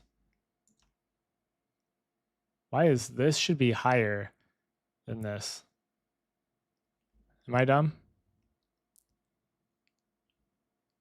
Like this 50, 60, the 66 is showing what our value is going to be, right? If I click there, it sets that in our viewport or in our input max. But I'm over here and it's clearly lower than over here, but this number over here is higher than the number over here.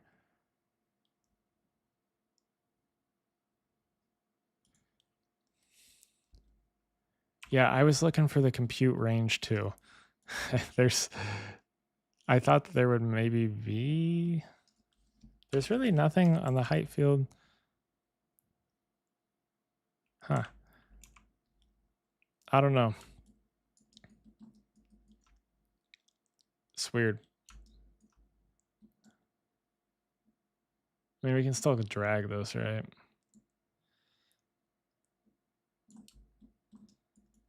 There should totally be a compute range. There's nothing, I don't think I've ever seen a compute range in COPS. Not that I can think of anyways, right now. Let's go back to the documentation.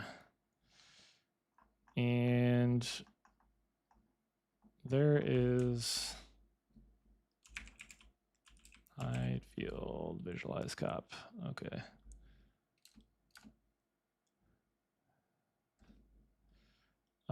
I thought there was, maybe it's just on sidefx.com. Let's do this. Terrain. When in doubt, let's refer back to some of this. So there are, let's see what they're doing here. Yeah, so he's laying on that. Stop import. We've done this geometry to layer. Select inputs from geometry. What? Oh, equalize.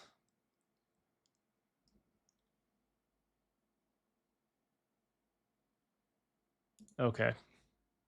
That makes more sense, right? Equalize. It's been so long since I've used this node. There we go. Okay. Excuse me. There's also terrace now. What? In the... He was making the terrace. Wasn't he making the terraces in this? Statistics can compute the range. Oh, yeah. Wait.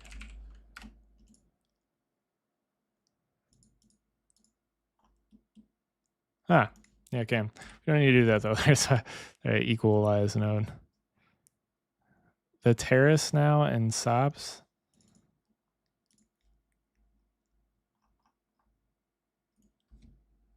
Page of terrace. Oh. Didn't we have this before? The Heightfield terrace? I thought we had the Heightfield terrace node before.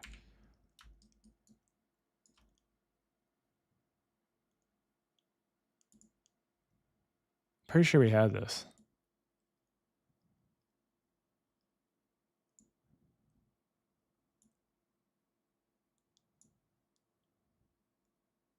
Yeah, I'm pretty sure we have this.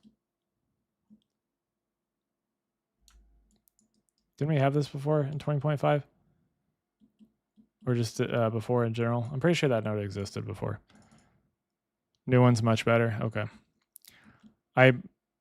Be honest with you, I haven't messed around with the terrain tools in Houdini a ton. Heading out now. Good luck with the rest of your stream. I'll take a look at the transform handlebar. Feel free to.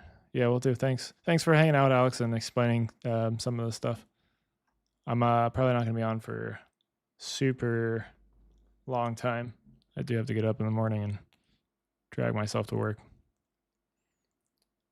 Submit bug if it's something that doesn't cost. All right. Yeah. See you though. Thanks for hanging out and making all these awesome nodes for us. I lost my train of thought. What were we doing?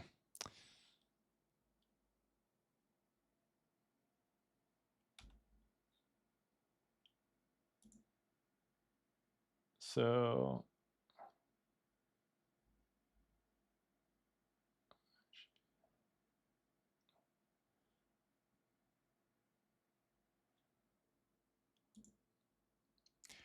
all right, so I mean we can just take the height field now, right? And we can use this to we can like select our height, right? And then we can do like a well actually we would we still would want to there we go. What do we have? Let's go back to this. Oops. We still would have everything in the masks. So we have the debris. So we still have some things in here, which are nice for texturing. And we could add masks in ourselves. So let's bring in another equalize maybe.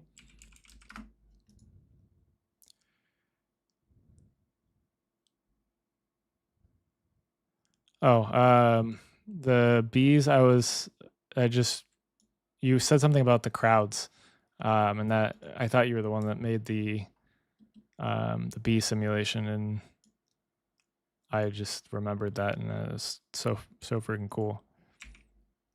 So we can take our debris here, equalize that, and then we can do like this mono to RGB here.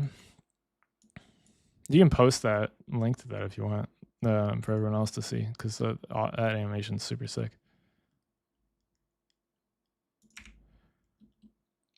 So let's come back here and we can, I don't know, do something weird. Not plasma, sand. Sand's a decent one. Let's add in some other colors here. Let me get this. I don't like working with that. So maybe something like this. Add another point in here. Let's bring this closer. Oh, something like that maybe. And then make it like, well, so you can start to build up stuff like this, right? We would need to bring in some more masks and stuff to really make it look good. Heightfields and cops. We could do a fractal noise on top of this, right? We could do a multiply.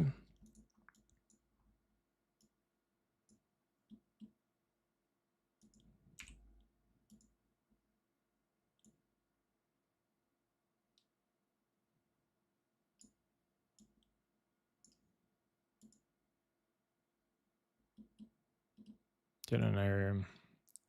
Transform is not inverted. Oh,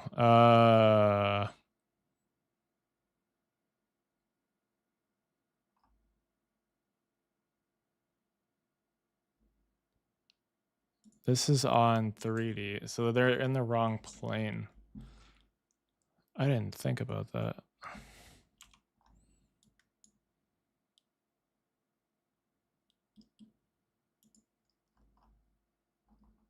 How do we get this into like 2D. Can we do this?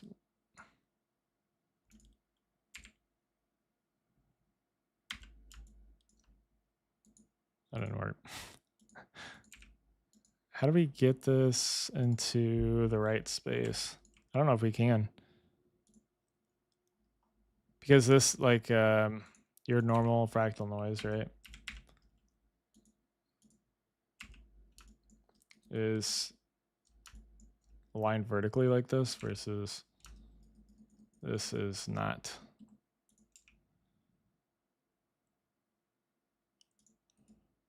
I don't think a transform, you can't like do a transform 3D, right? Can we? Hold up. Oh, we can.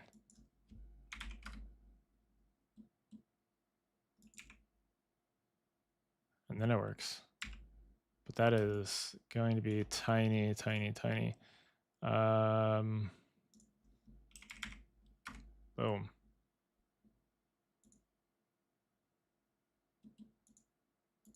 Interesting. Let's do an add so that we can see what is happening a little bit easier. All right, so we got to get the scale to match. What is the scale of this? It would help if I had my grid, probably. Huh?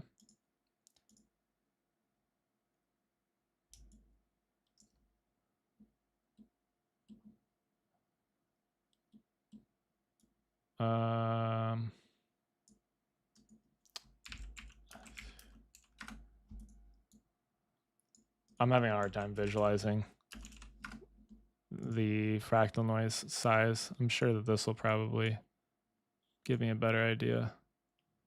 So 500, that's what we're looking for. 2 by 2. Oh, Jesus. I should have picked that up. My brain. It's getting late. All right, so you need to scale it up by a factor of 500 because it's a 2 by 2 grid, and that will get you the same size as your height field. So now we can, play around with our element size and our amplitude and stuff. And we can multiply this now by our noise to modify this further and just get this, further broken up just a little bit, which doesn't look that great in this case. Let's go ahead and come back in here. Let's do an Heightfield mask by feature. And let's maybe remove that slope. Wow, my computer freeze. There we go. I don't know what's going on there. My computer's chugging. I don't know if I might be losing you guys. This is not wanting to work very well. I'm going to try and save some resources here. Yep, it's out. Okay, I just like lost you guys for a minute. My computer is just like really chugging. My computer does not like this right now. I might have to turn this down. Let's do 1024. All right. Who needs to ground textures if you have height fields and cops? Right. It looks grungy. So I'm gonna have to play around with this a little bit more to get more comfortable with, texturing height fields in cops, but it seems like it's gonna be an interesting topic. All right.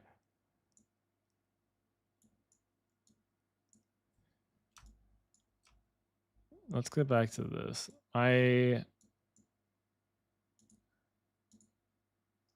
This is not cooperating.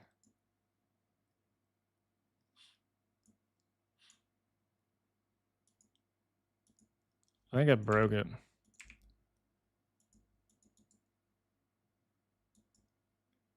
This is totally like broken.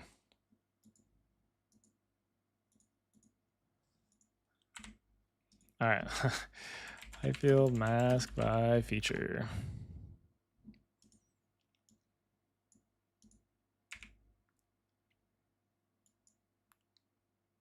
Oh no. I don't know if I'm going to be able to do this while streaming, because this mask by feature is really cranking my computer.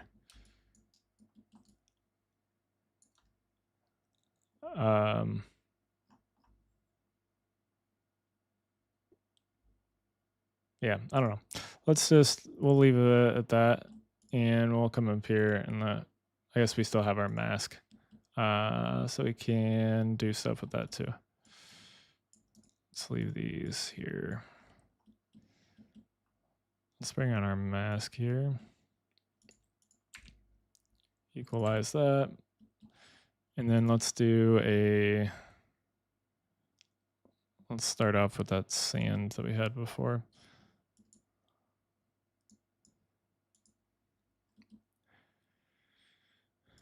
And we can play around with the colors here.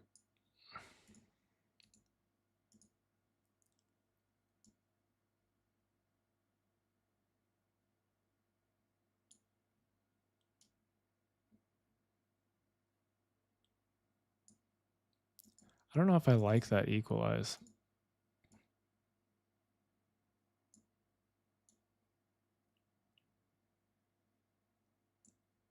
Honestly, I don't know. This is a little weird. I don't know. Not sure how I feel about this yet. Let's do a blend here.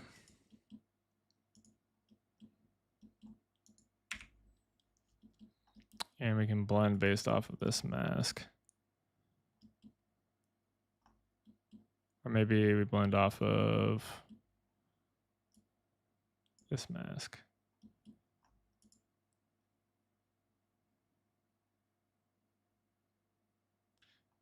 If I invert it.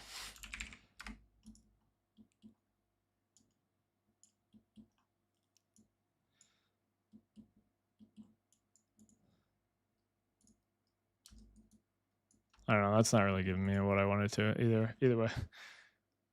Cops need something like, well, okay, so you can, if you bring up an image here, I'm gonna teach you something if you don't know. Here, we can just do it with this. Oops. If you don't know about this feature, I'm gonna have to drag this. Well, crap. Let me just. Can you make this stay? Nope. Okay. All right. Well, I'm gonna have to drag this off screen to do this. But if you come up to this little cogwheel, you can. Maybe you can't do it on the cog. Or no, you have to right click here. Is this right? Where do you do this? Is it on the ramp? You can sample. Yeah, sample screen colors. There it is. All right. So you can click that and you can sample screen colors. That is not what I want. I'm going to move this off screen somewhat. Let's do there. So I'm going to right click here, sample screen colors, and then I will click and drag.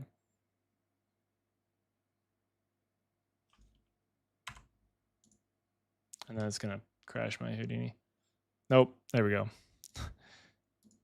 So this created that color map, which doesn't look great in this case, but you can sample some screen colors. It's a lab. Oh, I didn't know it was a labs function, but that's super useful to do. You can sample the screen colors and then you get some nice looking ramps and stuff. All right. Is there anything that we need to take a look at that I'm just totally missing right now? is that my brain is starting to really chug here. One thing I guess we didn't look at in Cops, there is a new set of curve nodes. So there's curve 3D, and then there's a rasterized curve. So we can come into our curve 3D, press enter in the viewport. Let's go back to, oh boy, let's drop down. We're in the wrong size scale here. There we go. All right. So we can come to our rasterized curves, click on the curve 3D, and I can draw a curve here in the viewport. Whatever you wanted to do. I can come to this and mess around with the blend or the width. You have lots of different things that we can do here. Make the endpoints round. You also have a curve to, or a mask from curves, which does something very similar. So I'll put an SDF if we wanted to, which I didn't know that, but that's really cool. You can blur it. Create some nice stuff there. Gain sample from a second screen. Yep. What about that animation NLE? I haven't messed with that at all. That's gonna be too deep down the rabbit hole. Post-process sculpting. Are you talking about the? Let's drop down a pickup.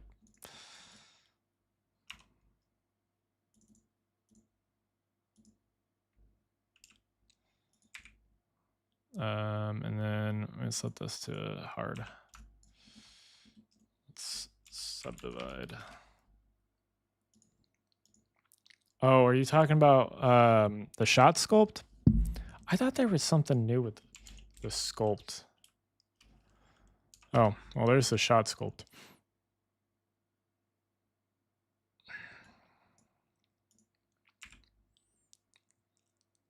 Animated pose, yeah. So, oh, this is gonna be, oh god. Yeah, I'm messing around with this at all. This is gonna be more in depth than I think I want to go right now, especially. Looks cool though. Where does the timeline for shot sculpt live? Yeah, you click this open shot sculpt plane, which I guess you could probably pull up. Let's figure it out together.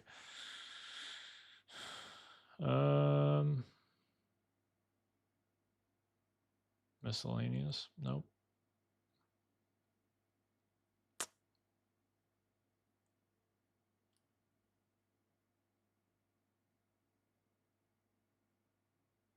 And oh, shot sculpt, animation, shot sculpt, there it is. So you can open it up that way if you want. Which I would not do here.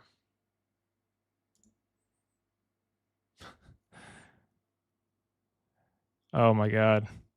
It's already, you start learning Houdini now and it's already like going to be a lifetime to try to figure out everything. You don't master Houdini, you just master a piece of it. Yeah, motion mixer, I'm not diving into that right now. That's too much. Let's just, oh, there's support for the geometry spreadsheet in Cops. I don't know what that means necessarily. I don't know why this would be useful. Surely there's something in here. Oh. It is cooking simulation. Surely there's something in here that would be pretty useful to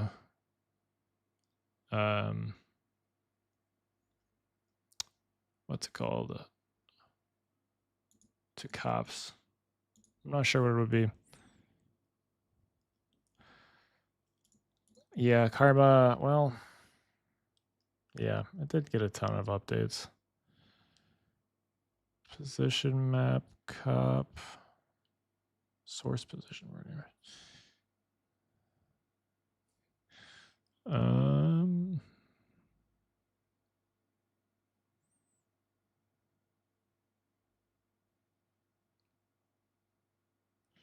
Support for the UDIM token. We looked a little bit at UDIM, so I don't really have a whole lot of stuff. This stuff looks cool. I'm gonna have to look at these project files. Oh yeah, there's like a, let's come back up to our smoke sim up here.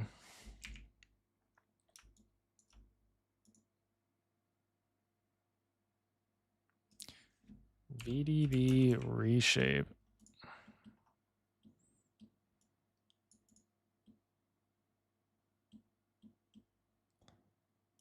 Oh, well, wait a minute.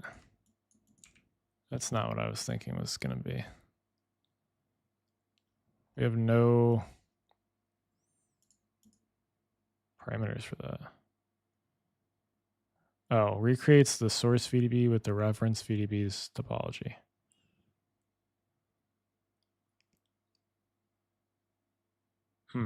Okay. That's going to be, we didn't look at the triplanar either. That is something I wanted to look at. Triplanar. Okay, what do we need for this? Position world normal. Oh no.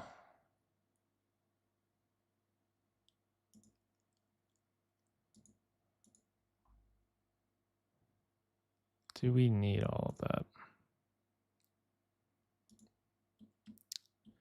Okay.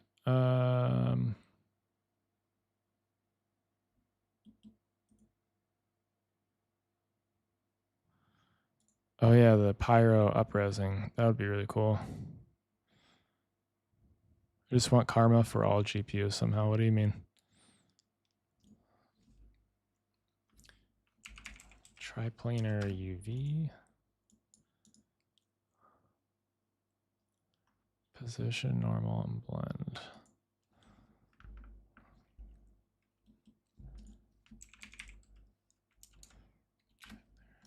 I don't know if I'm going to be able to look at this more. My brain's melting. Okay. AMD and Intel, yeah. Who has an AMD GPU?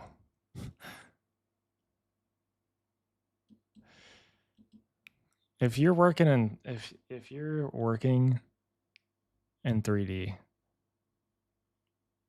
why are you buying AMD? If you know that nothing uses AMD. Nothing accepts AMD currently, really. Let's do that. Scatter shapes. Sure. Let's take this and jitter it up, angle it up. And we need to do RGB. Wait, does this have a signature? It does, RGB. Boom. I guess we could just do constants for this. We're going to need channel split. RGBA is missing.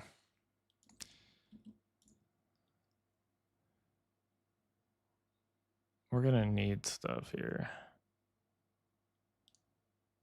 I guess we could just do texture for that. I don't know if I'm going to be able to do all this. Stop, import. Let's bring our pig head in. Rasterize. Setup. Rasterize geometry. Oops, not the camera thing.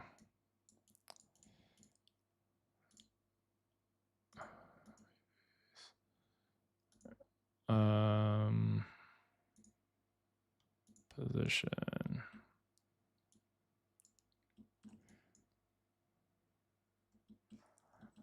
World normal.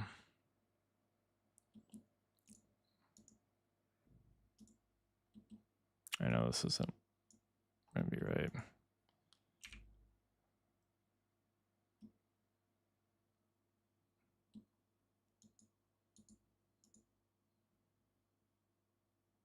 All right. No, my brain's not functioning right now. I'll have to really actually look at this when my brain works. The way things are right now with NVIDIA, let's not. Hey. Yeah. My GPU just Jensen up in his leather jacket. What about his oven or his fridge at this point? The update's super awesome. We're kind of nearing the end of the stream here, but lots of really cool stuff. 5K on a 790, yeah. Oh yeah, if you're mostly doing game stuff, then it doesn't matter. Yeah. Let's just scroll through this. Fill connected, we didn't look at that. Bend. Oh, there's a bubble noise. Let's just drop the bubble noise down real quick. That'll be a quick one.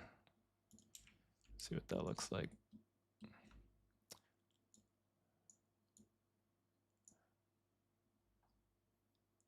Oh, the bubble noise doesn't have a...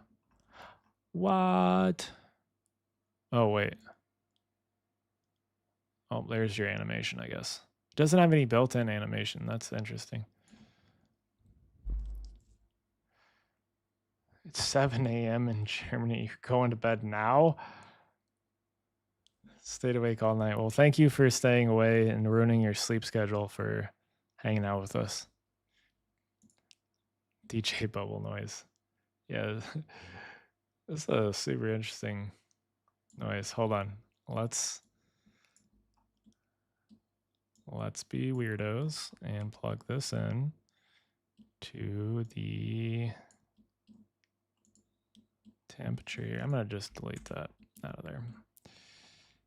And let's put in $FF divided by 50. That is still probably too fast.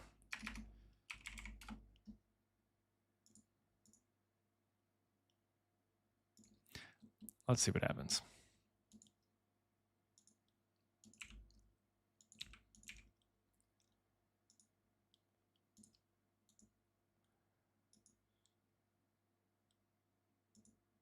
Oh. I didn't like that. Why didn't I like that? I don't want live simulation. Let's just play.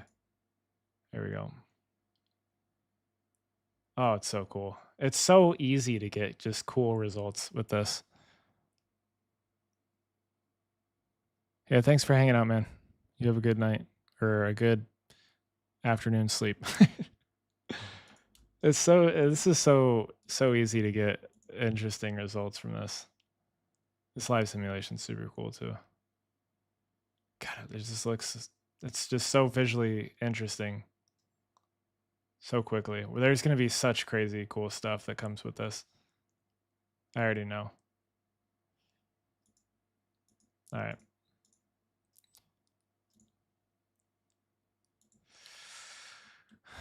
And then let's see, flow block, through fluid solver, we did that. Live video, can't swirl. I didn't look at swirl. Scatter on curves. I guess I didn't look at that, but we started to look at some of that stuff.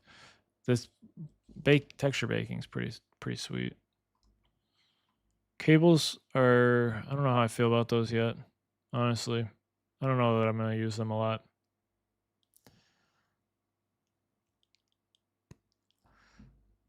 This is awesome.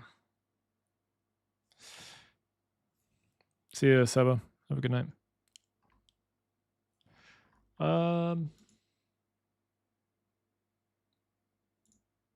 What's new in Karma? I didn't look at this. Karma, the stencil. Ooh, the stencil maps. I didn't think about those.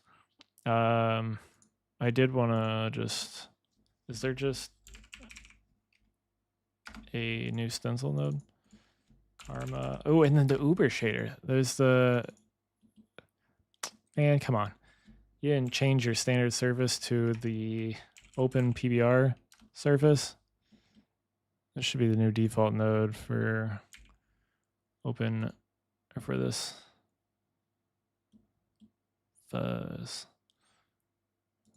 Not that it's much different, but yeah, we'll have to take a look at some of this stuff. Then walled mission. Basically just an Uber shader. You can also, if you don't know, there's a mix, material X mix node, right? Yeah. And this will take up to 16 layers now, so, or shaders. So we can like layer on a bunch of these surfaces if we want. Super interesting stuff with that as well. And then what was the stencil? So there's not, hold on. Support stencil maps through the render geometry settings lap. Oh, you can find the new parameters of Karma tabs. Render geometry settings lap. Okay. Render geometry settings lap. This looks new too. I feel like this looks different. This got an update. Oh yeah. There's also a Karma baker too. Texture baking.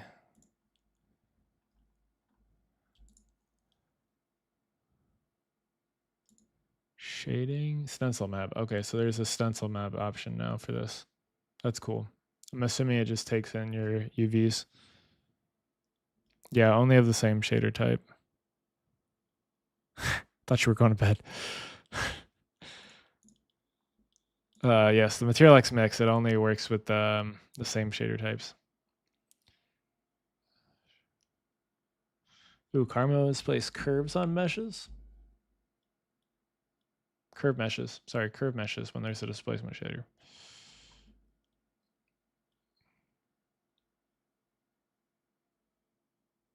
Totally optional and Karma's. Yeah, if you don't want to pre-compile, they'll be rendered on or compiled on demand when rendering. Okay. I wonder how long that's going to take. I'm going to have to do that. Volumetric lights. Albedo maps count brightness greater than 1. Failure value. String prevars. Stencil map. So stencil maps are basically like an opacity map. But it's like, so with an opacity map, right? So if I have a grid, where did I didn't have a grid down. If I have a grid, right? And my opacity map is where, let's do color.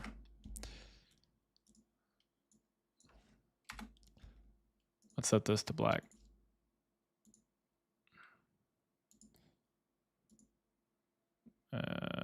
Let's do these, sure, whatever. So if I have my,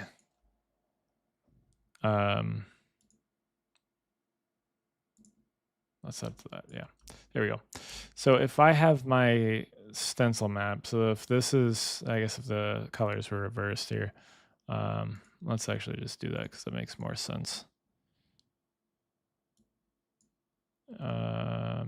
Sorry, let's do.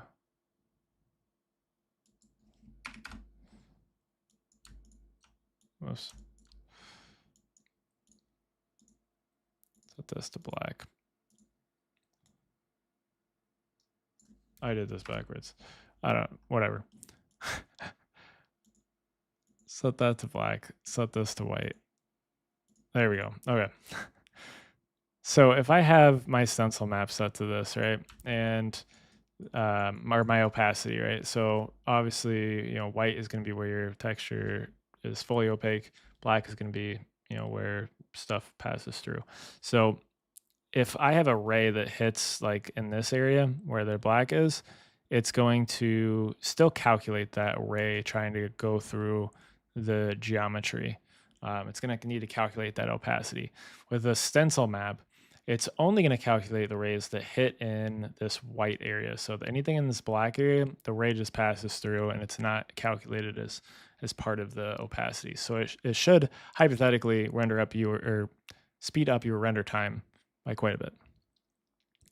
Yes, Houdini 21, it was released about 13 hours ago, and it is super, super cool. All right. You have blend up 16 standard surface swaps, material surface swaps, through material fix. Yep. I think it was limited to 2 shaders. So there's a Karma texture baker, portal light, shadow catcher, Gaussian splats, white water vop. First off, ray switch. This ray switch looks pretty cool. Lots of new things with this. New shading. There's so mesh lights, mesh point and curve lights are now supported, which is pretty sweet. I thought this was a thing before, but I guess not. Yeah, not a whole lot for Karma. One question I might be able to answer. They said geometry lights are something new for Karma. In my mind, we had geolights in Karma before, but no, I think, yeah, I don't know. I swear we did too. I think I'm almost positive I like used them. Maybe they just didn't work properly. I don't know. I swear we did too. Yeah, I don't know. Maybe not. But I think that's gonna wrap it up for tonight for me. I gotta get up in the morning and I'm tired. I gotta be up in like 6 hours. And I'm starting to drag. But let's look at the Pyro thing one more time, just because it is pretty cool. I can just press play, I guess.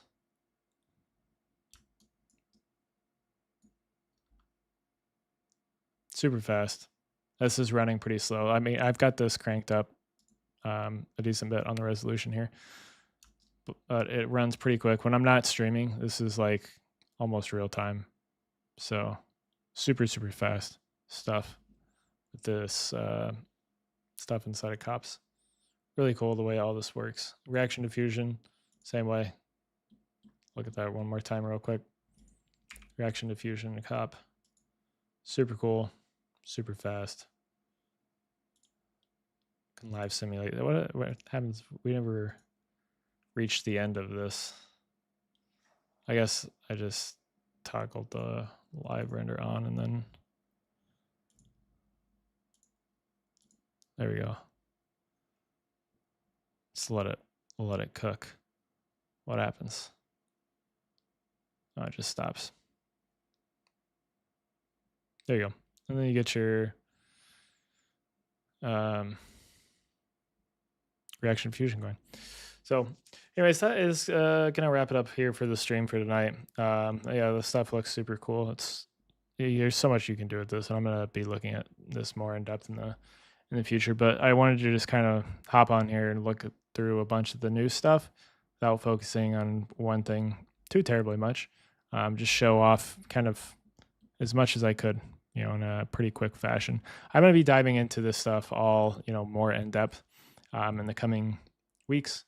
So we will be looking at a bunch of different stuff.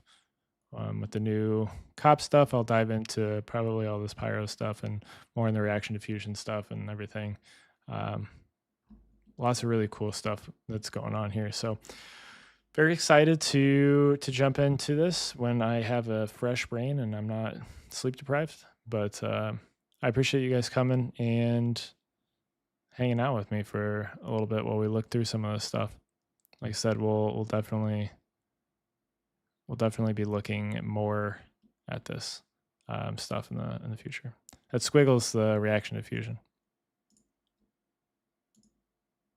Here, we'll run it one more time. Reaction diffusion in cops, super quick. Looks pretty awesome.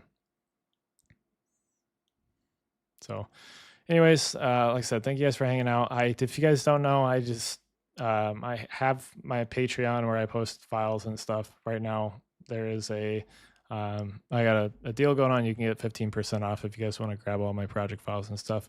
That'll include the stuff coming out here on 21 as soon as I post it. So you can grab that if you want. Just want to throw that out there. Currently working towards getting a full license for Houdini so I can convert all my stuff over to like the HouMats stuff over to the just HDA or the HDAs instead of HDA LCs.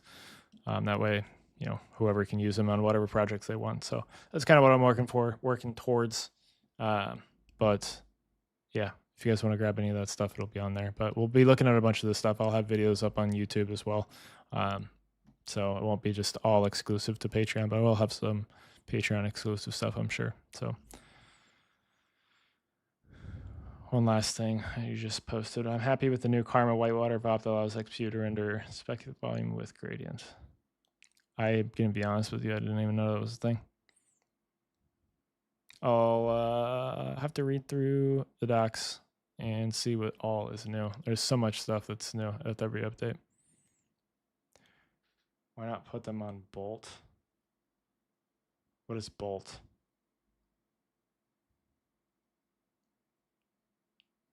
I think they're auto. I know what you're talking about. I don't think so. I think you have to have full-fledged tips here. I think you have to have a license, a full license. I don't think they'll just convert everything for you. Maybe I'm wrong, but I don't think they just convert everything for you. When you buy a license, the side effects, when you buy a full license or core license or an effects license, side effects will upgrade anything that you make in like a batch thing from like LC to whatever. But I didn't know that worked out that way. Maybe I'll have to look into that. They definitely don't convert it. Yeah, that's what I thought. But you can upload Orbital. Yeah, that's what it's called. I don't want to. Yeah, if you upload it to Orbital, though, doesn't it just like doesn't it just upload it there for like anybody to grab? Like my HouMats stuff, those are exclusive to people that have purchased that stuff. So wouldn't make sense to just throw it up there. Any of the HDAs and stuff, if it's if you have a full license, you have an HDA file or just a regular HIP, you can open it in ND still. So you don't have anything to worry about with that. It's just if you have a HDI LC or a HIP LC, it can't be opened in the regular effects version. Yeah, I know you can sell stuff on there. I don't. Yeah. I don't know. Anyways, I'm gonna hop off, guys. So thank you guys for hanging out. And like I said, we'll be looking at this stuff here in the future. You guys make sure to let me know what you're looking forward to most, and jump in my Discord if you're not already. Post stuff. I love to see what people make and what they come up with. Obviously, there's a lot of stuff in this update and a lot of stuff that's kind of set up there that will easily create some really interesting things for you that you don't have to really mess with too much in order to get some really awesome results like that fluid solver. Pretty sweet. Anyways, like I said, thank you guys for watching, and I will see you here in